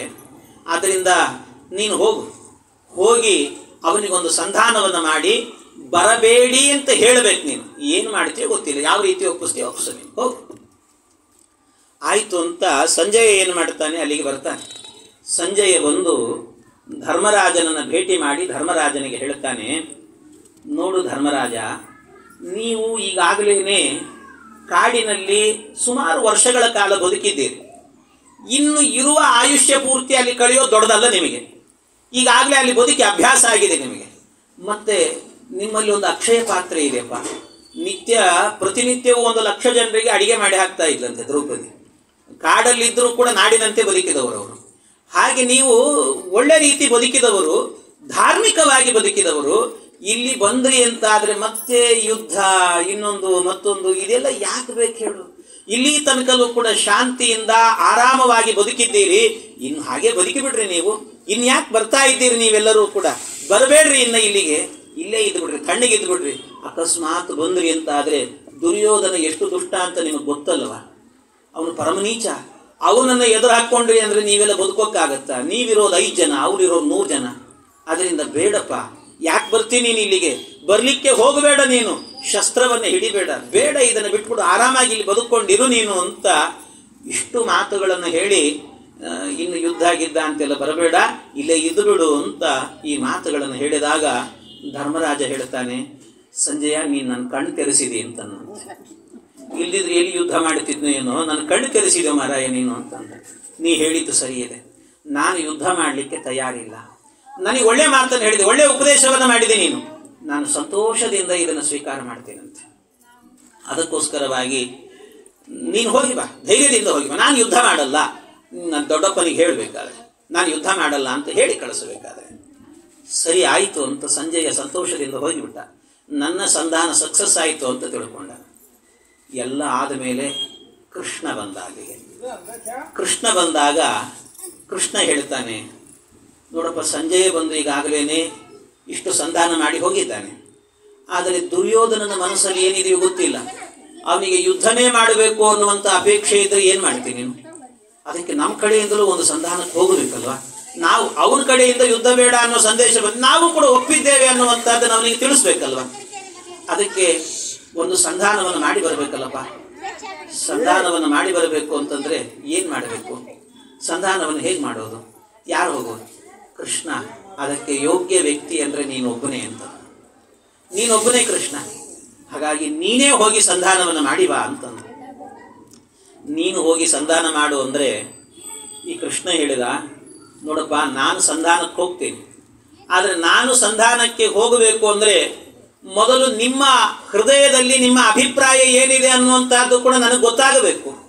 ಅದಕ್ಕೋಸ್ಕರ ನಿನ್ನೊಬ್ಬನ ಅಭಿಪ್ರಾಯ ಕೇಳಿದರೆ ಸಾಕಾಗಲ್ಲ ನನಗೆ, ಮತ್ತೇನು ಅಂದರೆ ನಿಮ್ಮ 5 ಜನ ಅಣ್ಣ ತಮ್ಮಂದಿರ ಅಭಿಪ್ರಾಯ ಎನ್ನುವಂಥದ್ದು ನನಗೆ ಬೇಕು ಅಂತಂದ. ಮೊದಲು ನೀನು ಹೇಳು ಧರ್ಮರಾಜ, ನೀನು ಹೇಳು, ನಾನೀಗ ಯುದ್ಧವನ್ನು ಮಾಡಿಸಬೇಕೋ ಅಥವಾ ಯುದ್ಧವನ್ನು ನಿಲ್ಲಿಸಬೇಕೋ ನೀನು ಹೇಳು. ಕೃಷ್ಣ, ನನಗೆ ಯಾವ ಕಾರಣಕ್ಕೂ ಕೂಡ ಯುದ್ಧ ಎನ್ನುವಂಥದ್ದು ಬೇಡ. ಒಂದು ಯುದ್ಧ ನಡೆಯಿತು ಅಂದರೆ ಎಷ್ಟು ಜನ ಸಾಯ್ತಾರಪ್ಪ, ರಕ್ತಪಾತ ನಡೆದು ಹೋಗುತ್ತೆ. ಈಗಾಗಲೇ ನಾನು ಮಾಡಿದ ರಾಜಸೂಯ ಯಾಗದಲ್ಲಿ ಒಂದು ಅನಾಹುತ ನಡೆದು ಹೋಗಿದೆ, ಅದನ್ನು ನಿಲ್ಲಿಸ್ಲಿಕ್ಕಾಗಲಿಲ್ಲ. ಆವತ್ತು ಒಂದು ವೇಳೆ ನೀನು ಇದ್ದಿದ್ದಿ ಅಂತಾಗಿದ್ರೆ ನಾವು ಪಗಡೆ ಆಟವನ್ನು ಕೂಡ ಆಡ್ತಾ ಇರಲಿಲ್ಲ ಕೃಷ್ಣ. ನೀನು ದೂರದಲ್ಲಿದ್ದದ್ರಿಂದ ನಮಗೆ ಈ ಸ್ಥಿತಿ ಬಂದಿದೆ. ಇವತ್ತು ನೀನೇ ಹತ್ತಿರದಲ್ಲಿದ್ದೆ ಕೃಷ್ಣ, ಅದರಿಂದ ಬೇಡಪ್ಪ ನಮಗೆ ಯುದ್ಧ. ಏನಾದರೂ ಮಾಡಿ ಈ ಯುದ್ಧವನ್ನು ನಿಲ್ಲಿಸಿ ಬಾ ನೀನು, ನಾನು ಶಾಂತಿಯ ದೂತ ನಾನು ಅಂತ ಈ ಮಾತನ್ನು ಹೇಳಿದ್ನಂತೆ. ನಾನು ಶಾಂತವಾಗಿರಬೇಕು ಅಂತ ಅಂದುಕೊಂಡಿದ್ದೇನೆ, ನನಗೆ ಈ ಯುದ್ಧ ಇನ್ನೊಂದು ಮತ್ತೊಂದು ಬೇಡವೇ ಬೇಡ ಅಂತ. ಇಷ್ಟು ಮಾತನಾಡುವಾಗ ಒಳಗಡೆ ಭೀಮನಿಗೆ ಅನ್ನಿಸ್ತಾ ಇತ್ತಂತೆ, ಎಲ್ಲಿಂದ ಕ್ಷತ್ರಿಯನಾಗಿ ಹುಟ್ಟಿದ್ನೋ ಇವನು ನಮ್ಮ ಅಣ್ಣ, ಎಲ್ಲಾದರೂ ಒಂದು ಬ್ರಹ್ಮವಸ್ತ್ರ ಹಾಕ್ಕೊಂಡು ಓಂ ಶಾಂತಿ ಶಾಂತಿ ಅಂತ ಬ್ರಾಹ್ಮಣರ ಮಂತ್ರ ಹೇಳ್ಕೊಂಡು ಕೂಡೋದಲ್ವ ಇವನು, ನಮ್ಮ ಮಧ್ಯದಲ್ಲಿ ಯಾಕೆ ಬಂದ ಅಂತ ಮನಸ್ಸಲ್ಲಿ ಅಂದುಕೊಂಡ. ಒಳಗೆ ಹೇಳಲಿಲ್ಲ ಪಾಪ, ಹೊರಗೆ ಹೇಳಲಿಲ್ಲ, ಸುಮ್ಮನಿದ್ದ. ಆಮೇಲೆ ಧರ್ಮರಾಜನಿಗೆ ಹೇಳಿದ ನಂತರ ಭೀಮನನ್ನು ಕೇಳ್ತಾನೆ ಕೃಷ್ಣ, ಭೀಮ ನಿನ್ನ ಅಭಿಪ್ರಾಯ ಏನು ಹೇಳಪ್ಪ. ಬರೀ ಧರ್ಮರಾಜನದ್ದೇ ಫೈನಲ್ ಅಲ್ಲ, ನಿಮ್ಮ ಮನಸ್ಸಲ್ಲೂ ಏನಿದೆ ಅನ್ನೋದನ್ನು ತಿಳಿದು ನಾನು ಹೋಗಿ ಹೋರಾಟವನ್ನು ಮಾಡಬೇಕೋ ಬೇಡವೋ ಅಂತ ನಿಶ್ಚಯ ಮಾಡಿ ಬರ್ತೇನೆ. ಭೀಮನನ್ನು ಕೇಳಿದರೆ ಭೀಮ ಹೇಳ್ತಾನೆ, ಕೃಷ್ಣ ನಿಜವಾಗಿಯೂ ನನಗೆ ನನ್ನ ಹೆಂಡತಿಗೆ ಅವಮಾನ ಆದಾಗ ಅಲ್ಲೇ ಅವರನ್ನು ಸೀಳಬೇಕು ಅಂತ ಅಂದುಕೊಂಡಿದ್ದೆ. ಆದರೆ ಒಳಗಡೆ ನಿನ್ನ ಸಂಕಲ್ಪ ಹೀಗಿದೆ ಅಂತ ಗೊತ್ತಾಯಿತು, ಸುಮ್ಮನಾದೆ ನಾನು. ಅದಕ್ಕೆ ಈಗಾಗಲೇ ಇಷ್ಟೆಲ್ಲ ನಡೆದೋಗಿದೆ. ಇಷ್ಟಾದ ಮೇಲೂ ಕೂಡ ನಮ್ಮ ಅಣ್ಣನಿಗೆ ಇಷ್ಟ ಇಲ್ಲಲ್ಲ, ಅದಕ್ಕೆ ಹಿರಿಯಣ್ಣನಿಗೆ ಇಷ್ಟ ಇಲ್ಲ ಅಂದಾಗ ಅವನಿಗೆ ವಿರುದ್ಧವಾಗಿ ಹೋಗಲಿಕ್ಕೆ ನನಗೆ ಮನಸ್ಸಿಲ್ಲ.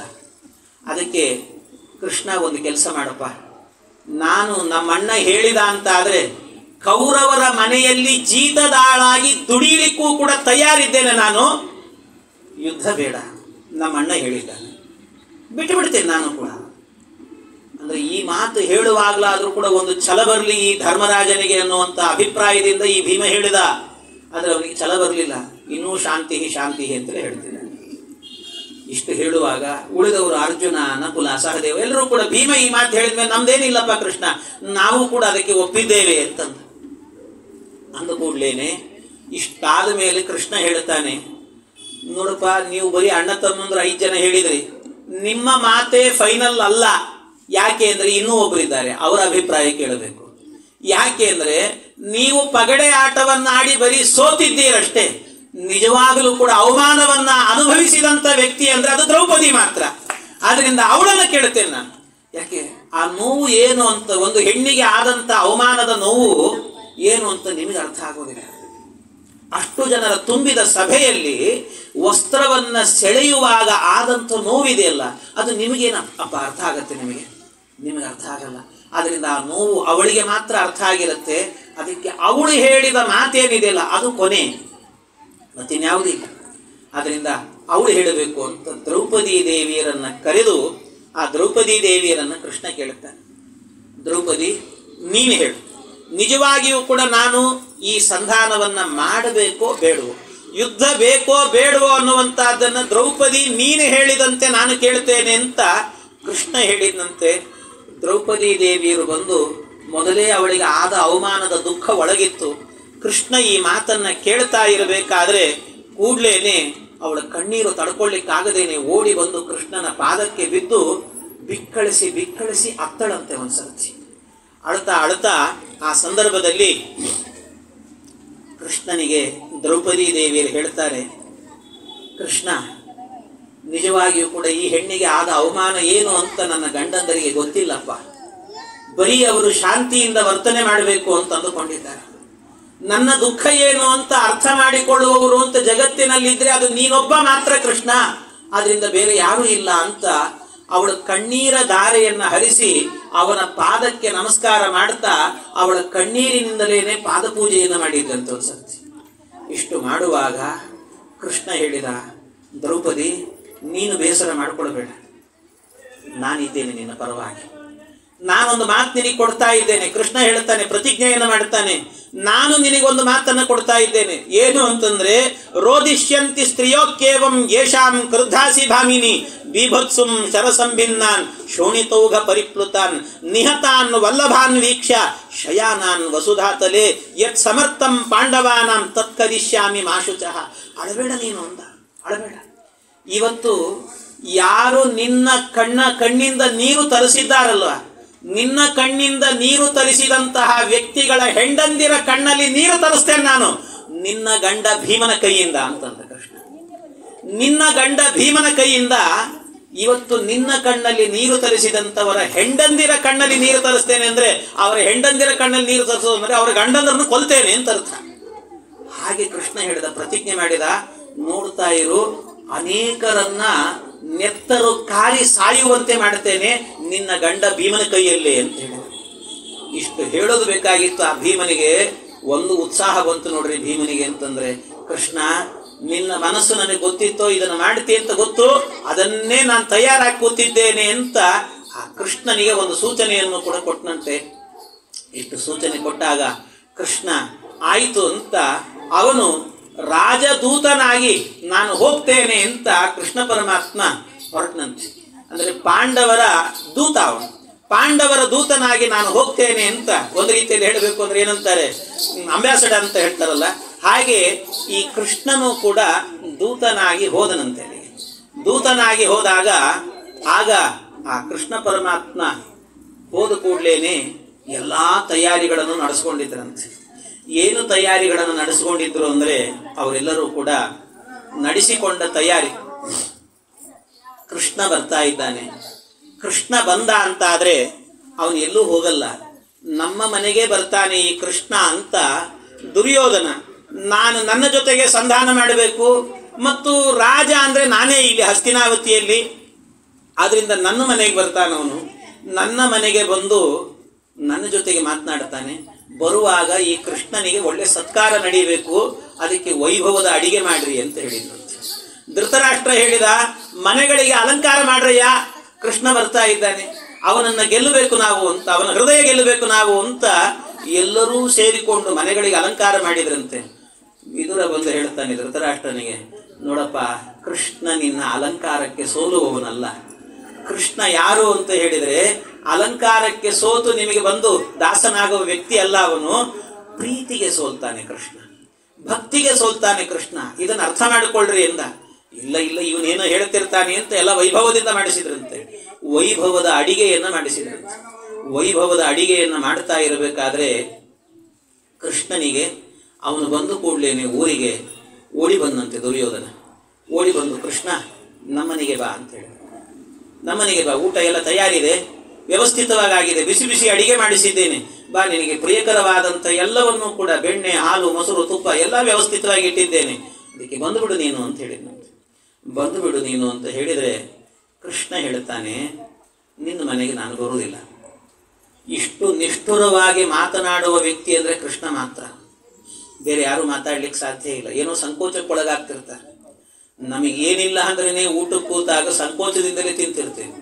ಸಂಕೋಚದಿಂದ ಅಂದ್ರೆ ಒಂದೊಂದು ಸರ್ತಿ ನಮಗೆ ಬೇಕನ್ನಿಸಿ ತಿಂತಿರ್ತೀವಿ, ಇನ್ನು ಯಾರೋ ಹಾಕಿದ್ರು ಅಂತ ತಿಂತಿರ್ತೀವಿ, ಹಾಕಿದವ್ರು ಬೇಸರ ಎಲ್ಲ ಮಾಡ್ಕೊಳ್ತಾರೆ ಅನ್ನೋ ಸಂಕೋಚಕ್ಕೆ ತಿಂತಿರ್ತೀವಿ. ಹಿಂಗೆ ಅಂತೂ ತಿನ್ಲಿಕ್ಕೆ ನಮಗೊಂದು ಕಾರಣ ಬೇಕಷ್ಟೇ. ಕೃಷ್ಣ ಹಾಗಲ್ಲ. ಕೃಷ್ಣ ಹೇಳ್ತಾನೆ, ನೋಡಪ್ಪ, ನಿನ್ನ ಮನೆಯಲ್ಲಿ ನಾನು ಊಟ ಮಾಡಬೇಕು ಅಂದ್ರೆ, ಒಬ್ಬ ವ್ಯಕ್ತಿಯ ಮನೆಗೆ ಊಟಕ್ಕೆ ಬರಬೇಕು ಅಂದ್ರೆ ಎರಡೇ ಕಾರಣ ಅಂತಂದ ಕೃಷ್ಣ. ಎರಡೇ ಕಾರಣ. ಈ ಎರಡು ಕಾರಣಗಳಿಂದ ನಾವು ನಿಮ್ಮ ಮನೆಗೆ ಬಂದು ಊಟ ಮಾಡಬೇಕು. ಈ ಎರಡೂ ಕಾರಣಗಳು ನಮಗೂ ನಿಮಗೂ ಹೊಂದಾಣಿಕೆ ಆಗೋದಿಲ್ಲ ಅಂತಾನೆ ಕೃಷ್ಣ. ಏನದು ಎರಡು ಕಾರಣಗಳು ಅಂತ ಹೇಳಿದ್ರೆ, ಸಂಪ್ರೀತಿ ಭೋಜ್ಯಾನಿ ಅನ್ನಾನಿ.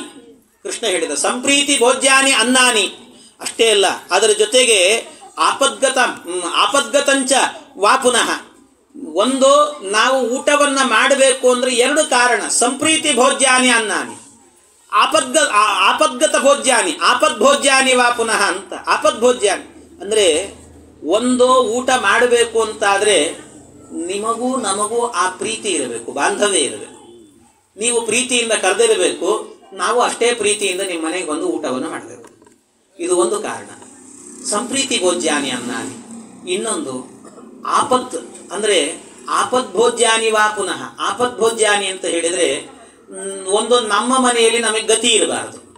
ನಮಗೆ ಗತಿ ಇಲ್ಲ, ನಮ್ಮ ಮನೇಲಿ ಅಕ್ಕಿ ಇಲ್ಲ, ಏನಿಲ್ಲಪ್ಪ ತಿನ್ನಲಿಕ್ಕೆ, ಮತ್ತೇನು ಮಾಡೋದು? ಒಂದು ಹೊಟ್ಟೆ ತುಂಬಿಸ್ಕೊಳ್ಬೇಕಲ್ಲ, ಯಾರು ಕೊಟ್ರೇನಂತೆ ಅಂತ ಅವ್ರ ಮನೆಗೆ ಹೋಗಬೇಕು, ತಿನ್ನಬೇಕಷ್ಟೇ.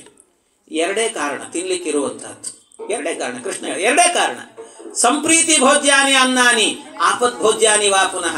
ಒಂದು ಆಪತ್ಕಾಲದಲ್ಲಿದ್ದೇವೆ ಅಂದರೆ ನಿಮ್ಮ ಮನೆಗೆ ಬರಬೇಕು, ತಿನ್ನಬೇಕು. ಅಥವಾ ಪ್ರೀತಿಯಿಂದ ನೀನು ಕರೆದಿರಬೇಕು, ಅದಕ್ಕೆ ನಿಮ್ಮ ಮನೆಯಲ್ಲಿ ನಾನು ಊಟವನ್ನು ಮಾಡಬೇಕು. ಆದರೆ ನಚ ಸಂಪ್ರೀಯಸೆ ರಾಜನ್, ನೀನು ನನಗೆ ಪ್ರೀತಿ ಪಾತ್ರನಲ್ಲ. ಯಾಕೆ ಅಂದರೆ ನೀನು ಪಾಂಡವರ ದ್ವೇಷಿ, ಪಾಂಡವರನ್ನು ಊರಿಂದ ಹೊರಗೆ ಹಾಕಿದವನು ನೀನು. ಇಂಥ ನೀಚ ನೀನು. ಕೃಷ್ಣ ಡೈರೆಕ್ಟಾಗಿ ಹೇಳ್ತಾನೆ ಈ ಮಾತನ್ನ. ಇಷ್ಟು ನಿಷ್ಠುರವಾಗಿ ಆಡಿದಂಥ ಮಾತು ಕೃಷ್ಣನ ಮಾತಿದೆಲ್ಲವೂ ಕೂಡ. ಕೃಷ್ಣ ಹೇಳಿದ ನಚ ಸಂಪ್ರೀಯಸೆ ರಾಜನ್, ನಿನಗೂ ನನಗೂ ಕೂಡ ಆ ಪ್ರೀತಿ ಅನ್ನುವಂಥದ್ದಿಲ್ಲಪ್ಪ. ನಿನ್ನ ಮನೆಗೆ ಬಂದು ಊಟ ಮಾಡುವಷ್ಟು ಪ್ರೀತಿ ನನಗಂತೂ ಇಲ್ಲ, ಅದರಿಂದ ನಿನ್ನ ಮನೆಗೆ ನಾನು ಬರುವುದಿಲ್ಲ. ಅಥವಾ ಇಲ್ಲ ಆಪದ್ಭೋಜ್ಯ ಅಂತ ಹೇಳಿದರೆ ನಚ ಆಪದ್ಗತಾಹ ವಯಂ, ನಾನು ಅನ್ನಕ್ಕೆ ಗತಿ ಇಲ್ಲದೆ ಬಂದವನು ಅಲ್ಲ. ಹಾಗಾಗಿ ಜಗತ್ತಿಗೆ ಅನ್ನ ಕೊಡುವವನು ನಾನು, ನನಗೆ ಆಪದ್ಗತ ಎನ್ನುವಂಥದ್ದಿಲ್ಲ. ಹಾಗಾಗಿ ನನಗೆ ಆಪತ್ಕಾಲವೂ ಇಲ್ಲ, ಅದರಿಂದ ನಿನ್ನ ಮನೆಗೆ ಬರೋದಿಲ್ಲ ನಾನು. ಮತ್ತೇನು, ನಿನ್ನ ಮನೆಯಲ್ಲಿ ನಾನು ಊಟ ಮಾಡಲ್ಲ, ಬೇಡ ನನಗೆ. ದ್ರೌಪದಿ ದೇವರಿಗೆ ಅವಮಾನ ಮಾಡಿದಂಥ ಪರಮನೀಚನೇನು, ನಿನ್ನ ಮನೆಯಲ್ಲಿ ಊಟ ಮಾಡಲ್ಲ.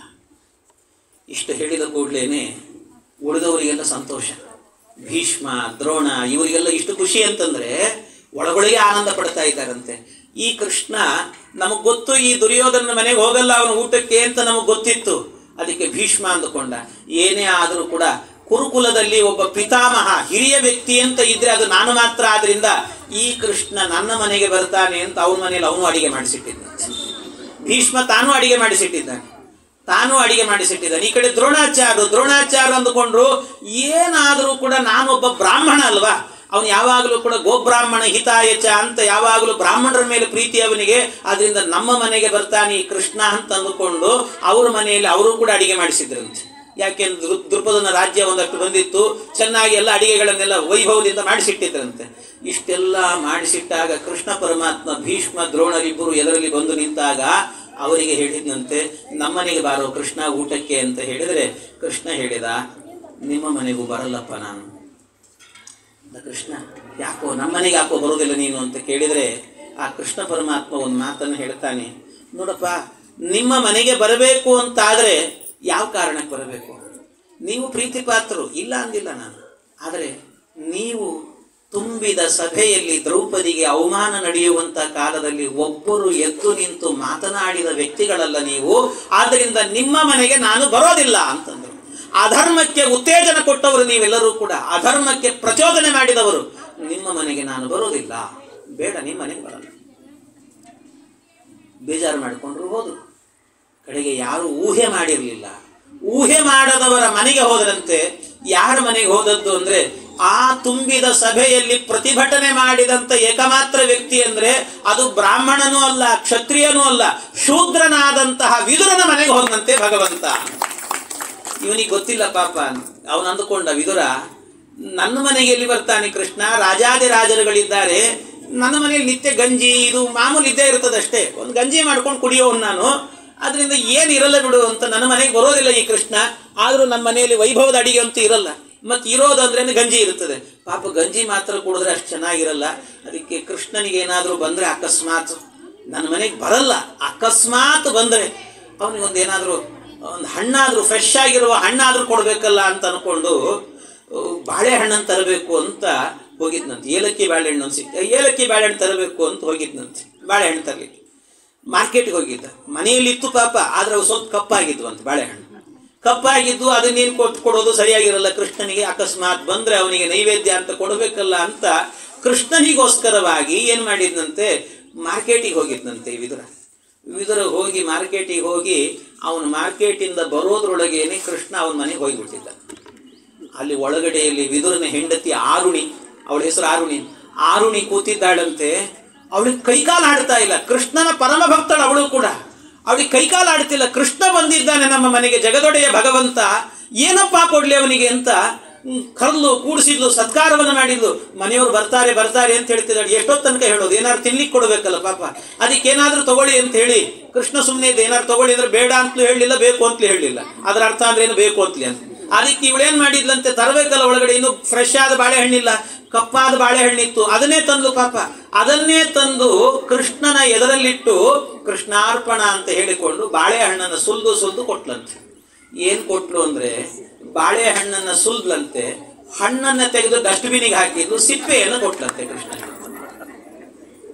ಹಣ್ಣು ತೆಗೆದು ಡಸ್ಟ್ಬಿನಿಗೆ ಹಾಕೋದು, ಸಿಪ್ಪೆ ಕೊಡೋದಂತೆ.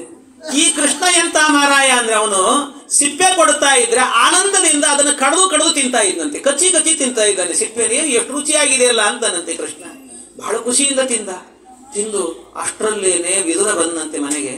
ವಿದುರ ಬರುವಾಗ ಕೈ ತುಂಬ ಬಾಳೆಹಣ್ಣು ಹಿಡ್ಕೊಂಡು ಬಂದಿದ್ದಾನೆ. ನೋಡ್ತಾನೆ, ಹೆಂಡತಿ ಸಿಪ್ಪೆ ಕೊಡ್ತಿದ್ದಾಳೆ, ಬಾಳೆಹಣ್ಣನ್ನು ಡಸ್ಟ್ಬಿನಿಗೆ ಹಾಕ್ತಿದ್ದಾಳೆ. ಇವು ಎಂಥ ಕೆಲಸ ಮಾಡಿದೆ ನೀನು, ಹಣ್ಣನ್ನೆಲ್ಲ ಡಸ್ಟ್ಬಿನಿಗೆ ಹಾಕ್ತಿದ್ದಿ, ಸಿಪ್ಪೆ ಕೊಡ್ತಾ ಇದೆಯಲ್ಲ ಕೃಷ್ಣನಿಗೆ. ಛೇ ಅಂಥ ಕೆಲಸ ಮಾಡಬೇಡ, ಬಿಡು ಅಂತ ಹೇಳಿ ನಾನು ಕೊಡ್ತೇನೆ ಅಂತ ಫ್ರೆಶ್ ಆದ ಹಣ್ಣನ್ನು ತಂದಿಟ್ಟು ಕೃಷ್ಣನಿಗೆ ಸಿಪ್ಪೆಯನ್ನು ಸುಲಿದು ಹಣ್ಣನ್ನು ಕೊಟ್ಟು ಸಿಪ್ಪೆಯನ್ನು ಡಸ್ಟ್ಬಿನಿಗೆ ಹಾಕಿದ್ನಂತೆ. ಅಲ್ಲಿ ತನಕ ಆನಂದದಿಂದ ತಿಂದಂಥ ಕೃಷ್ಣ ಒಂದು ಮಾತನ್ನು ಹೇಳಿದಂತೆ, ವಿದುರ ಏನು ಕೊಟ್ಟೆಯ ನೀನು ಅಂತ ಕೇಳಿದ. ಹಣ್ಣು ಕೊಟ್ಟೆ ಕೃಷ್ಣ. ನಿನ್ನ ಹೆಂಡತಿ ಇಷ್ಟೋ ತನಕ ಕೊಟ್ಟದ್ದು ಬಹಳ ಸಿಹಿಯಾಗಿತ್ತು, ನಿಂದೇನೋ ರುಚಿನೇ ಇಲ್ಲಲ್ಲ ಅನ್ನಂತೆ ಕೃಷ್ಣ. ಕೃಷ್ಣ, ನನ್ನ ಹೆಂಡತಿ ಕೊಟ್ಟದ್ದು ಸಿಪ್ಪೆನೋ, ನಾ ಕೊಟ್ಟದ್ದು ಹಣ್ಣು, ನಾ ಕೊಟ್ಟದ್ದು ರುಚಿ ಇರಬೇಕು, ಅವಳು ಕೊಟ್ಟದ್ದು ರುಚಿ ಅಂತೆಲ್ಲೋ ಅಂದ್ರೆ ಕೃಷ್ಣ ಹೇಳಿದ, ನೋಡಪ್ಪ, ನೀನು ಕೊಡುವಾಗ ಹಣ್ಣನ್ನ ಇದು ಹಣ್ಣು ಇದು ಸಿಪ್ಪೆ ಅನ್ನುವ ತಿಳುವಳಿಕೆಯಿಂದ ಕೊಡ್ತಾ ಇದ್ದಿ. ಆದರೆ ಅವಳೇನು ಮಾಡಿದ್ದಾಳೆ ಅಂದ್ರೆ, ಭಕ್ತಿಯಲ್ಲಿ ಪರವಶಳಾಗಿ ಇದು ಹಣ್ಣು ಇದು ಸಿಪ್ಪೆ ಅಂತಲೂ ಕೂಡ ತಿಳಿಯದಷ್ಟು ಪರವಶತೆಗೆ ಒಳಗಾಗಿ ಸಿಪ್ಪೆಯನ್ನು ಕೊಟ್ಟು ಹಣ್ಣನ್ನು ಹಾಕಿದ್ದಾಳೆ. ಭಕ್ತಿಗೆ ಮೆಚ್ಚಿದ್ದೇನೆ ಎಂದ ಕೃಷ್ಣ. ಭಕ್ತಿಗೆ ಮೆಚ್ಚಿದ್ದೇನೆ. ಆದ್ರಿಂದ ಭಗವಂತ ಹೇಳಿದ, ನಾನು ಭಕ್ತಿಗೆ ಮೆಚ್ಚಿ ಅನುಗ್ರಹ ಮಾಡೋನು. ಪತ್ರಂ ಪುಷ್ಪಂ ಫಲಂ ತೋಯಂ ಯೋಮೇ ಭಕ್ತಿಯ ಪ್ರಯಚ್ಛತೆ. ಯಾರು ಭಕ್ತಿಯಿಂದ ಕೊಡ್ತಾರೆ ಅವರಿಗೆ ಅನುಗ್ರಹ ಮಾಡ್ತೇನಪ್ಪ. ನನಗಿವನು ಭಕ್ತಿಯಿಂದ ಕೊಟ್ಟ, ಇವನಿಗೆ ಅನುಗ್ರಹ ಮಾಡ್ತಾ ಇದ್ದೇನೆ. ನೀನು ಆವತ್ತು ದ್ರೌಪದಿಯ ವಿಷಯದಲ್ಲಿ ಎದ್ದು ನಿಂತು ಮಾತನಾಡಿದ ವ್ಯಕ್ತಿ ಆದ್ರಿಂದ ಎಲ್ಲರ ಮನೆಯನ್ನು ಬಿಟ್ಟು ನಿನ್ನ ಮನೆಗೆ ಬಂದಿದ್ದೇನೆ, ಹಾಲು ಕೊಡು ಅನ್ನಂತೆ ಕೃಷ್ಣ. ಕೊಟ್ಟ ಇವನು ಹಾಲನ್ನು, ಹಣ್ಣು ಹಾಲು ಎಲ್ಲ ಕೊಟ್ಟರೆ ವಿದುರನ ಮನೆಯ ಪಾಲುಂಡಂತೆ ಅಂತ ಹೇಳ್ತಾರಲ್ಲ, ವಿದುರನ ಮನೆಗೆ ಹೋಗಿ ಹಾಲನ್ನು ಉಂಡನಂತೆ ಭಗವಂತ. ಅನುಗ್ರಹ ಮಾಡಿದ. ಅದಕ್ಕೆ ಅವನನ್ನು ಕೇಳಿದ್ದಂತೆ, ಅಲ್ಲ ಏನು ಬೇಕೋ ನಿನಗೆ, ಏನು ಬೇಕು, ಇಷ್ಟೆಲ್ಲ ಮಾಡಿದ್ದೆಲ್ಲ ಅಂದಾಗ ಕೃಷ್ಣ, ನಾನೇನೋ ಕೇಳಿ ನಿನ್ನನ್ನು, ನಾನು ಮಾಡಿದ್ದಲ್ಲ, ನನಗೇನು ಬೇಕು ಏನು ಬೇಡ ಎಲ್ಲವೂ ಕೂಡ ಗೊತ್ತಿರುವವನು ನೀನೇ. ಯಾಕೆ ಅಂತಂದರೆ, ಅಂತರಾತ್ಮಾಸಿ ದೇಹಿನ, ನೀನು ಅಂತರಾತ್ಮಾಸಿ, ಪ್ರತಿಯೊಬ್ಬ ಮನುಷ್ಯನ ಹೃದಯದಲ್ಲಿ ಅಡಗಿ ಕೂತವನು ನೀನೇ ಭಗವಂತ. ಅದರಿಂದಾಗಿ ನಾನು ನಿನ್ನನ್ನೇನೋ ಬೇಕು ಅಂತೇನು ಕೇಳೋದು, ನನ್ನ ಹೃದಯದಲ್ಲಿದ್ದು ಏನು ಬೇಕು ಅನ್ನುವವನು ನೀನೇ, ಬೇಡ ಅನ್ನುವವನು ನೀನೇ. ಹಾಗಾಗಿ ನಾನೇನು ಕೇಳುವ ಅಧಿಕಾರ ನನಗಿಲ್ಲಪ್ಪ, ನೀನು ಏನು ಅನುಗ್ರಹ ಮಾಡ್ತೀಯ ಮಾಡ, ಸಾಕು ನನಗೆ ಅಂತ ಇಷ್ಟು ಹೇಳಿ ಆ ವಿದುರನಿಗೆ ಅನುಗ್ರಹ ಮಾಡಿದಂತೆ. ವಿದುರನಿಗೆ ಅನುಗ್ರಹ ಮಾಡಿದ ನಂತರ ಮರುದಿವಸ ಬೆಳಿಗ್ಗೆ ರಾತ್ರಿ ಅಲ್ಲಿ ಮಲಗಿದ ಕೃಷ್ಣ ವಿದುರನ ಮನೆಯಲ್ಲಿ. ಮಲಿಗೆ ಆದ ನಂತರ ಮರುದಿವಸ ಬೆಳಗಿನ ಜಾವದಲ್ಲಿ ಆಗಬೇಕಾದ್ರೆ ಎಲ್ಲ ಕೃಷ್ಣನದ್ದೆಲ್ಲ ಮುಗಿದಾದ ನಂತರ ದುರ್ಯೋಧನ ತಾನೇ ರಥವನ್ನು ಹಿಡಿದುಕೊಂಡು ಬಂದಂತೆ ಕೃಷ್ಣನನ್ನು ಕರ್ಕೊಂಡು ಹೋಗಬೇಕು ಅಂತ. ಯಾಕೆ ಅಂದರೆ ಅವನು ಸಂಧಾನಕ್ಕೆ ಬಂದದ್ದಲ್ವ, ಸಂಧಾನ ನಡೀಬೇಕು ಅಂತ. ಎಷ್ಟು ವಿಚಿತ್ರ ಅಂದರೆ, ಆ ಕಾಲದಲ್ಲಿ ಜಗತ್ತಿನಲ್ಲಿ ಇದ್ದಂಥ ಅನೇಕ ದೊಡ್ಡ ದೊಡ್ಡ ಜ್ಞಾನಿಗಳು ಬ್ರಾಹ್ಮಣರು ಎಲ್ಲರೂ ಕೂಡ ಕೃಷ್ಣ ಸಂಧಾನಕ್ಕೆ ಹೋಗ್ತಿದ್ದಾನೆ ಅನ್ನುವ ಕಾಲದಲ್ಲಿ ಆ ಸಂಧಾನವನ್ನು ನೋಡಬೇಕು ಅಂತ ಲಕ್ಷ ಲಕ್ಷ ಕೋಟಿ ಕೋಟಿ ಜನರು ಬಂದಿದ್ರಂತೆ. ಇವರಿಬ್ಬರು ಏನು ಮಾತಾಡ್ತಾರೆ, ಕೃಷ್ಣ ಏನು ಮಾತನಾಡ್ತಾನೆ, ಏನಾಗುತ್ತೆ ಸಂಧಾನ, ಕೃಷ್ಣನ ಮಾತು ಹೇಗಿರುತ್ತೆ ಅನ್ನೋದನ್ನ ಕೇಳಬೇಕು ಅಂತ ಜಗತ್ತಿನಲ್ಲಿದ್ದಂಥ ಜನಸಾಗರ ಹರಿದು ಬಂದಿತ್ತಂತೆ ಎಲ್ಲವೂ ಕೂಡ. ಅವರೆಲ್ಲರೂ ಕೂಡ ಬಂದು ನಿಂತಿದ್ದಾರೆ. ಕೃಷ್ಣ ಬಂದು ಕೂಡಲೇ ಇದನ್ನು ಕನ್ನಡದ ಭಾರತದಲ್ಲಿ, ವ್ಯಾಸ ಭಾರತದಲ್ಲಿ ಇಲ್ಲ, ಕನ್ನಡದ ಭಾರತದಲ್ಲಾಗುವಾಗ ಕೃಷ್ಣ ತಾನೇ ಬರ್ತಾನೆ, ದುರ್ಯೋಧನ ಬರುವುದಿಲ್ಲ ಕರ್ಕೊಂಡು ಹೋಗಲಿಕ್ಕೆ ಅಂತ. ಆದರೆ ಕೃಷ್ಣ ತಾನೇ ಬಂದಾಗ ಆ ಪ್ರಸಂಗದಲ್ಲಿ ಕೃಷ್ಣನಿಗೆ ಏನಾಗತ್ತೆ ಅಂತಂದರೆ, ಕೃಷ್ಣ ಪರಮಾತ್ಮನಿಗೆ ತಾನೇ ಹೋದ್ನಲ್ವ, ಈ ದುರ್ಯೋಧನ ಮೇಲೆ ಸಿಂಹಾಸನದಲ್ಲಿ ಕೂತಿದ್ನಂತೆ. ದುರ್ಯೋಧನ ಸಿಂಹಾಸನದಲ್ಲಿ ಕೂತಾಗ ಆ ಪ್ರಸಂಗದಲ್ಲಿ ಎಲ್ಲ ರಾಜರುಗಳು ಕೂಡ ಕೃಷ್ಣ ಬಂದಾಗ ಎದ್ದು ನಿಲ್ತಾರೆ, ದುರ್ಯೋಧನ ಮಾತ್ರ ಹೇಳಲ್ಲ. ಇವನೊಬ್ಬ ಗೊಲ್ಲ ಸಣ್ಣ ದನ ಕಾಯೋ ಹುಡುಗ ಬಂದ್ರೆ ನಾಯಿಗೆ ಎದ್ದು ನಿಲ್ಲೋದು ಅಂತ ಅವನು ಎದ್ದು ನಿಲ್ಲಿಲ್ಲ. ಎದ್ದು ನಿಲ್ಲದೆ ಇದ್ದಾಗ ಕೃಷ್ಣ ಏನು ಮಾಡ್ತಾನೆ, ಅಲ್ಲೇ ನಿಧಾನವಾಗಿ ಭೂಮಿಯನ್ನು ಸ್ವಲ್ಪ ಒತ್ತಿದ್ನಂತೆ. ಒತ್ತಿದ ಕೂಡಲೇ ಅವನ ಸಿಂಹಾಸನ ಅಲಗಾಡಿತು. ಅಲಗಾಡಿದ ಕೂಡಲೇ ಮೇಲೆ ಕೂತಂತ ಸಿಂಹಾಸನದಲ್ಲಿದ್ದಂಥ ದುರ್ಯೋಧನ ಉರುಳುಕೊಂಡು ಕೆಳಗೆ ಬಿದ್ದಂತೆ. ಉರುಳುತ್ತಾ ಉರುಳುತ್ತಾ ಬಂದು ಬಿದ್ದದ್ದೆಲ್ಲಿ ಅಂದರೆ ಕೃಷ್ಣನ ಪಾದಕ್ಕೆ ಬಿದ್ದಿದ್ನಂತೆ. ಹೀಗೆ ಕೃಷ್ಣನ ಇದು ಕನ್ನಡದ ಭಾರತದಲ್ಲಿದೆ, ವ್ಯಾಸ ಭಾರತದಲ್ಲಿಲ್ಲ. ವ್ಯಾಸ ಭಾರತದಲ್ಲಿ ಬೇರೆ ರೀತಿಯಲ್ಲಿ ಹೇಳ್ತಾರೆ. ಅಂದರೆ ದುರ್ಯೋಧನ ಚಾಣಾಕ್ಷ, ಕೃಷ್ಣನನ್ನು ಒಲಿಸಿಕೊಳ್ಳಬೇಕು ಅನ್ನೋದಕ್ಕೋಸ್ಕರ ತಾನೇ ಅವನ ಮನೆಗೆ ಹೋಗಿದ್ದ ಅಂತ ಹೇಳ್ತಾರೆ. ತಾನೇ ಅವನ ಮನೆ ಹೋಗಿ ಕೃಷ್ಣನನ್ನು ಕರ್ಕೊಂಡು ಬಂದಂತೆ. ಕೃಷ್ಣನನ್ನು ಕರೆದುಕೊಂಡು ಬಂದಾಗ ಆಗ ಧೃತರಾಷ್ಟ್ರ ಮತ್ತು ಕೃಷ್ಣ ಇಬ್ಬರು ನಿಂತುಕೊಂಡು ಮಾತನಾಡ್ತಾರೆ. ಅದಕ್ಕೆ ಒಂದು ಮಾತನ್ನು ಹೇಳಿದಂತೆ, ಕೃಷ್ಣ ನನಗೆ ಪ್ರೀತಿ ಆಗಬೇಕು ಅಂತ ಆದರೆ ನೀವೇನು ಒಂದು ಕಲಶವನ್ನು ಹಿಡ್ಕೊಂಡು ಸ್ವಾಗತ ಮಾಡಿ ಅಲ್ಲ, ಆ ಕಲಶದ ಒಳಗೆ ಪ್ರೀತಿ ತುಂಬಿ ಸಾಕು, ನನಗೆ ಭಕ್ತಿ ತುಂಬಿ, ಇನ್ನೇನು ಬೇಡ ಅಂತಾನೆ. ಇದು ಯಾವ ಸ್ವಾಗತ ನನಗೆ ಬೇಡ. ಆದರೂ ಕೃಷ್ಣ ಹೋಗಿ ಇವನ ಬಳಿಯಲ್ಲಿ ಧೃತರಾಷ್ಟ್ರನ ಬಳಿಯಲ್ಲಿ ಹೇಳ್ತಾನೆ, ಧೃತರಾಷ್ಟ್ರ ನೋಡಪ್ಪ, ಇವತ್ತು ನಡೆಯುವಂತಹ ಮುಂದೆ ನಡೆಯುವಂತಹ ಒಂದು ಜಾಗತಿಕ ಯುದ್ಧ ಅಂತ ಏನಿದೆ, ಈ ಯುದ್ಧವನ್ನು ನಿಲ್ಲಿಸುವ ತಾಕತ್ತು ಜಗತ್ತಿನಲ್ಲಿ ಇದ್ರೆ ಅದು ಇಬ್ಬರಿಗೆ ಮಾತ್ರ ಅಂದ ಕೃಷ್ಣ. ಈ ಜಾಗತಿಕ ಯುದ್ಧವನ್ನು ನಿಲ್ಲಿಸುವ ತಾಕತ್ತಿರುವಂತಹದ್ದೇ ಇಬ್ಬರಿಗೆ ಮಾತ್ರ. ಯಾರಿಗೆ ಅಂತ ಹೇಳಿದ್ರೆ, ಒಂದು ನಿನಗೆ ಇನ್ನೊಂದು ನನಗೆ ಅಂದ ಕೃಷ್ಣ. ಒಂದು ನಿನಗೆ ಇನ್ನೊಂದು ನನಗೆ. ತ್ವಯ್ಯಧೀನ ಶಮೋ ರಾಜನ್ ಮೈ ಚೈವ ವಿಷಾಂಪತೆ. ಒಂದು ನಿನಗಿದೆ, ಇನ್ನೊಂದು ನನಗಿದೆ. ಯಾಕೆ ಅಂತಂದ್ರೆ ಈ ಯುದ್ಧ ನಡೆಯೋದು ನಿನ್ನ ಮಗ ದುರ್ಯೋಧನನಿಂದ, ನಿನ್ನ ಮಕ್ಕಳಿಂದ ನಡೆಯುತ್ತೆ. ಅದಕ್ಕೆ ಏನು ಮಾಡಬೇಕು, ನಾನು ಏನು ಮಾಡಬೇಕು ಅಂದರೆ ಪುತ್ರಾನ್ ಸ್ಥಾಪಯ ಕೌರವ್ಯ, ಈ ನಿನ್ನ ಮಕ್ಕಳನ್ನು ನಿಲ್ಲಿಸು. ನೀನು ಈ ದೇಶದ ರಾಜ, ನಿನಗೆ ರಾಜನಾಗಿ ಆಜ್ಞೆ ಮಾಡುವ ಅಧಿಕಾರ ಇದೆ ಒಂದು. ಇನ್ನೊಂದು, ನಿನ್ನ ಮಕ್ಕಳಾದ್ರಿಂದಾಗಿ ಅವರನ್ನು ಸರಿದಾರಿಯಲ್ಲಿಡುವಂತಹ ಒಂದು ಜವಾಬ್ದಾರಿಯೂ ಕೂಡ ನಿನಗಿದೆ. ಆದ್ರಿಂದ ನೀನು ಪುತ್ರಾನ್ ಸ್ಥಾಪಯ ಕೌರವ್ಯ, ಇವರನ್ನು ನಿಲ್ಲಿಸು, ನಿನ್ನ ಮಕ್ಕಳನ್ನು ನಿಲ್ಲಿಸಪ್ಪ. ಯಾಕೆ ಅವರನ್ನು ಯುದ್ಧಕ್ಕೆ ಕಳಿಸ್ತಾ ಇದ್ದಿ ನೀನು? ಬೇಡ ಅಂತ ನಿಲ್ಲಿಸು. ಇವರನ್ನು ನೀನು ನಿಲ್ಲಿಸಿದೆ ಅಂತ ಆದರೆ ಪಾಂಡವರನ್ನು ನಾನು ನಿಲ್ಲಿಸ್ತೇನೆ ಅಂತ ಹೇಳ್ತಾರೆ. ಪಾಂಡವರನ್ನ ನಾನು ನಿಲ್ಲಿಸ್ತೇನೆ, ಅವರನ್ನೆಲ್ಲರನ್ನೂ ಕೂಡ ಸ್ಥಾಪಯಿಷ್ಯಾಮಿ ಅಹಂ ಪರಾನ್ ಸ್ಥಾಪಯಿಷ್ಯಾಮಿ ಪಾಂಡವನ್, ನಾನು ಆ ಪಾಂಡವರನ್ನು ನಿಲ್ಲಿಸ್ತೇನೆ. ಈ ಯುದ್ಧ ಇಲ್ಲಿಗೆ ನಿಂತು ಹೋಗುತ್ತೆ. ಇದನ್ನು ನಿಲ್ಲಿಸುವಂಥ ಒಂದು ಜವಾಬ್ದಾರಿ ನಮ್ಮಿಬ್ಬರ ಮೇಲಿದೆಯಪ್ಪ, ಅದರಿಂದ ನೀನು ಮಾಡಿ ಕೆಲಸ ಅಂತಂದ. ಈ ಕೆಲಸ ಮಾಡು ಅಂತ ಕೂಡಲೇ ಅದಕ್ಕೆ ಅವನು ಹೇಳ್ತಾನೆ, ಕೃಷ್ಣ ನೋಡಪ್ಪ, ನೀನು ಹೇಳ್ತಿದ್ದಿ ಪಾಂಡವರನ್ನು ನಿಲ್ಲಿಸ್ತೇನೆ ಅಂತ. ನಿನ್ನ ಮಾತನ್ನು ಪಾಂಡವರು ಕೇಳ್ತಾರಪ್ಪ, ನನ್ನ ಮಕ್ಕಳು ನನ್ನ ಮಾತು ಕೇಳಲ್ಲ, ನಾನೇನು ಮಾಡಲಿ? ಈ ಮಾತ ಹೇಳೋದು ಒಬ್ಬ ರಾಜನಾಗಿ ನಾನು ದಂಡನೆ ಮಾಡ್ತೀನಿ, ಅವರನ್ನ ಆದೇಶ ಮಾಡ್ತೇನೆ, ನಿಲ್ಲಿಸು ಅಂತ ಹೇಳ್ತೇನೆ ಅನ್ನಬೇಕು. ಅದನ್ನು ಬಿಟ್ಟು ಹೇಳಿದ ನನ್ನ ಮಕ್ಕಳು ನನ್ನ ಮಾತು ಹದ್ದು ಬಸ್ತಲ್ಲಿ ಇಡಬೇಕಪ್ಪ, ನಿನ್ನ ಕರ್ತವ್ಯ ಅದು. ನಿನ್ನ ಮಾತು ಕೇಳಲ್ಲ ಅಂತ ಹೇಳ್ಬಿಟ್ಟು ಅದು ದೌರ್ಬಲ್ಯವನ್ನು ಹೇಳ್ಕೊಳ್ತಾರೆ ಯಾರಾದರೂ ಕೂಡ. ನಿನ್ನ ಬಲವನ್ನು ಹೇಳ್ಕೊಳ್ಬೇಕು. ಆದ್ರಿಂದಾಗಿ ಹೇಳಬೇಕಿತ್ತು. ಆದರೆ ಇವನು ಹೇಳಿದ ನನ್ನ ಮಾತು ಕೇಳಲ್ಲಪ್ಪ ನನ್ನ ಮಕ್ಕಳು, ನಾನೇನು ಮಾಡಲಿ? ಕೊನೆಗೆ ಒಂದು ಮಾತು ಹೇಳ್ತಾನೆ, ಅಲ್ಲ ಒಂದು ಮಾತು ಹೇಳ್ತೀನಿ ಬೇಕಾದ್ರೆ ನಿನಗೆ, ನನ್ನ ಮಾತು ಕೇಳಲ್ಲ, ಸ್ವಲ್ಪ ಮಟ್ಟಿಗೆ ಹೆದರೋದು ಅಂದರೆ ನನ್ನ ಹೆಂಡತಿ ಗಾಂಧಾರಿಗೆ ಹೆದರ್ತಾನೆ, ಬೇಕಾದ್ರೆ ಗಾಂಧಾರಿಯನ್ನು ಅವಳಿಂದ ಹೇಳಿಸ್ಬೇಕಾದ್ರೆ ಅಂತ. ದುರ್ಯೋಧನನ ಹಾಗಾದ್ರೆ ಕರಿ ಎಂದ. ದುರ್ಯೋಧನನ್ನು ಕರೆದ, ಗಾಂಧಾರಿಯನ್ನು ಕರೆದು, ನೋಡು ನನ್ನ ಮಾತು ಕೇಳಲ್ಲ, ನಿನ್ನ ಮಾತಾದರೂ ಸ್ವಲ್ಪ ಕೇಳ್ತಾನೆ, ನೀನಾದರೂ ಹೇಳು ಅಂತಂದ. ಹೇಳು ಅಂದರೆ ಕರೆಸಿ ಈ ಧೃತರಾಷ್ಟ್ರ ಏನು ಅಂದರೆ ಅವಮಾನ ಮಾಡಿಸಿಕೊಂಡಂತೆ. ಗಾಂಧಾರಿ ಎಲ್ಲೋ ಒಳಗಿದ್ಲು, ಪಾಪ ತಣ್ಣಗಿದ್ಲು ಅವಳನ್ನು ಹೊರಗೆ ಕರೆಸಿ ಅವಳಿಂದ ಅವಮಾನ ಮಾಡಿಸ್ಕೊಡ್ತಾನೆ. ಅವಳು ಹೇಳ್ತಾಳೆ, ಗಾಂಧಾರಿ ಹೇಳ್ತಾಳೆ, ನಾಚಿಕೆ ಆಗಲ್ವ ನಿನಗೆ ಅಂತಂದು. ಗಂಡನಿಗೆ ಹೇಳಿದ ಮಾತಿದು, ನಾಚಿಕೆ ಆಗಲ್ವ ನಿನಗೆ? ಯಾಕೆ ಅಂದರೆ ನಾನು ಚಿಕ್ಕಂದಿನಿಂದಲೂ ಕೂಡ ನಿನಗೆ ಹೇಳಿದೆ, ಈ ಪುತ್ರ ವ್ಯಾಮೋಹ ಎನ್ನುವಂತಹದ್ದು ಒಳ್ಳೆಯದಲ್ಲ. ನಿನ್ನ ಮಗ ಸರಿದಾರಿಯಲ್ಲಿ ನಡೀತಾ ಇಲ್ಲ, ದುರ್ಮಾರ್ಗದಲ್ಲಿ ನಡೀತಾ ಇದ್ದಾನೆ, ಅವನನ್ನು ನಿಲ್ಲಿಸು ಅಂತ ಹೇಳಿದೆ. ಇವತ್ತು ಹೆಮ್ಮರವಾಗಿ ಬೆಳೆದು ನಿಂತಿದ್ದಾನೆ, ಜಗತ್ತಿಗೇನೆ ಒಂದು ಪಿಡುಗಾಗಿ ನಿಂತಿದ್ದಾನೆ, ಅವನನ್ನು ತಡಿ ಅಂತ ನನಗೆ ಹೇಳ್ತಾ ಇದೆಯಲ್ಲ, ನಾಚಿಕೆ ಆಗಲ್ವ ನಿನಗೆ ಅಂತ ಕೇಳಿದ್ದಂತೆ. ಕರೆಸಿ ಅವಮಾನವನ್ನು ಮಾಡಿಕೊಂಡ. ಇಷ್ಟು ಅವಮಾನವನ್ನು ಮಾಡಿದಾಗ ಅವನು ಏನು ಮಾತಾಡಬೇಕು ಗೊತ್ತಾಗಲಿ, ತಲೆ ಕೆಳಗೆ ಹಾಕಿ ನಿಂತ. ಗಾಂಧಾರಿ ಮಾತು ಹೇಳ್ತಾ ಇದ್ದಂತೆಯೇ ಮಾತು ಕೇಳಿಸಿದ್ರು ಕೇಳಿಸದೇ ಇರುವಂತೆ ದುರ್ಯೋಧನ ಹೊರಟೋದನಂತೆ. ದುರ್ಯೋಧನ ಹೊರಟೋಗುವಾಗ ಕೃಷ್ಣ ಹೇಳ್ತಾನೆ, ಇನ್ನು ಈ ಸಂಧಾನ ಎನ್ನುವಂಥದ್ದು ವಿಫಲ ಆಗಿದೆ. ನನ್ನ ಪ್ರಯತ್ನವನ್ನೆಲ್ಲ ಮಾಡಿದ್ದೇನೆ ನಾನು, ಇದು ಆಗೋದಿಲ್ಲ. ಇನ್ನು ಒಂದು ಮಾತನ್ನು ನಿಮಗೆ ಹೇಳ್ತೇನಂತೆ. ಏನು ಅಂತ ಹೇಳಿದರೆ, ಇನ್ನು ಮುಂದೆ ತವ ಪುತ್ರಾಹ ನಸಂತೇವ ಭೀಮಸೇನಾಗ್ನಿ ಭಸ್ಮಿತಾಹ ಅಂತ, ನಿನ್ನ ಮಕ್ಕಳು ಇನ್ನು ಇಲ್ಲ, ಭೀಮಸೇನ ಅನ್ನುವ ಅಗ್ನಿಯಲ್ಲಿ ಉರಿದು ಹೋದರು ಅಂತ ತಿಳ್ಕೊಂಡ್ಬಿಡು ನಿನ್ನ ಅಂತ ಹೇಳಿದರಂತೆ.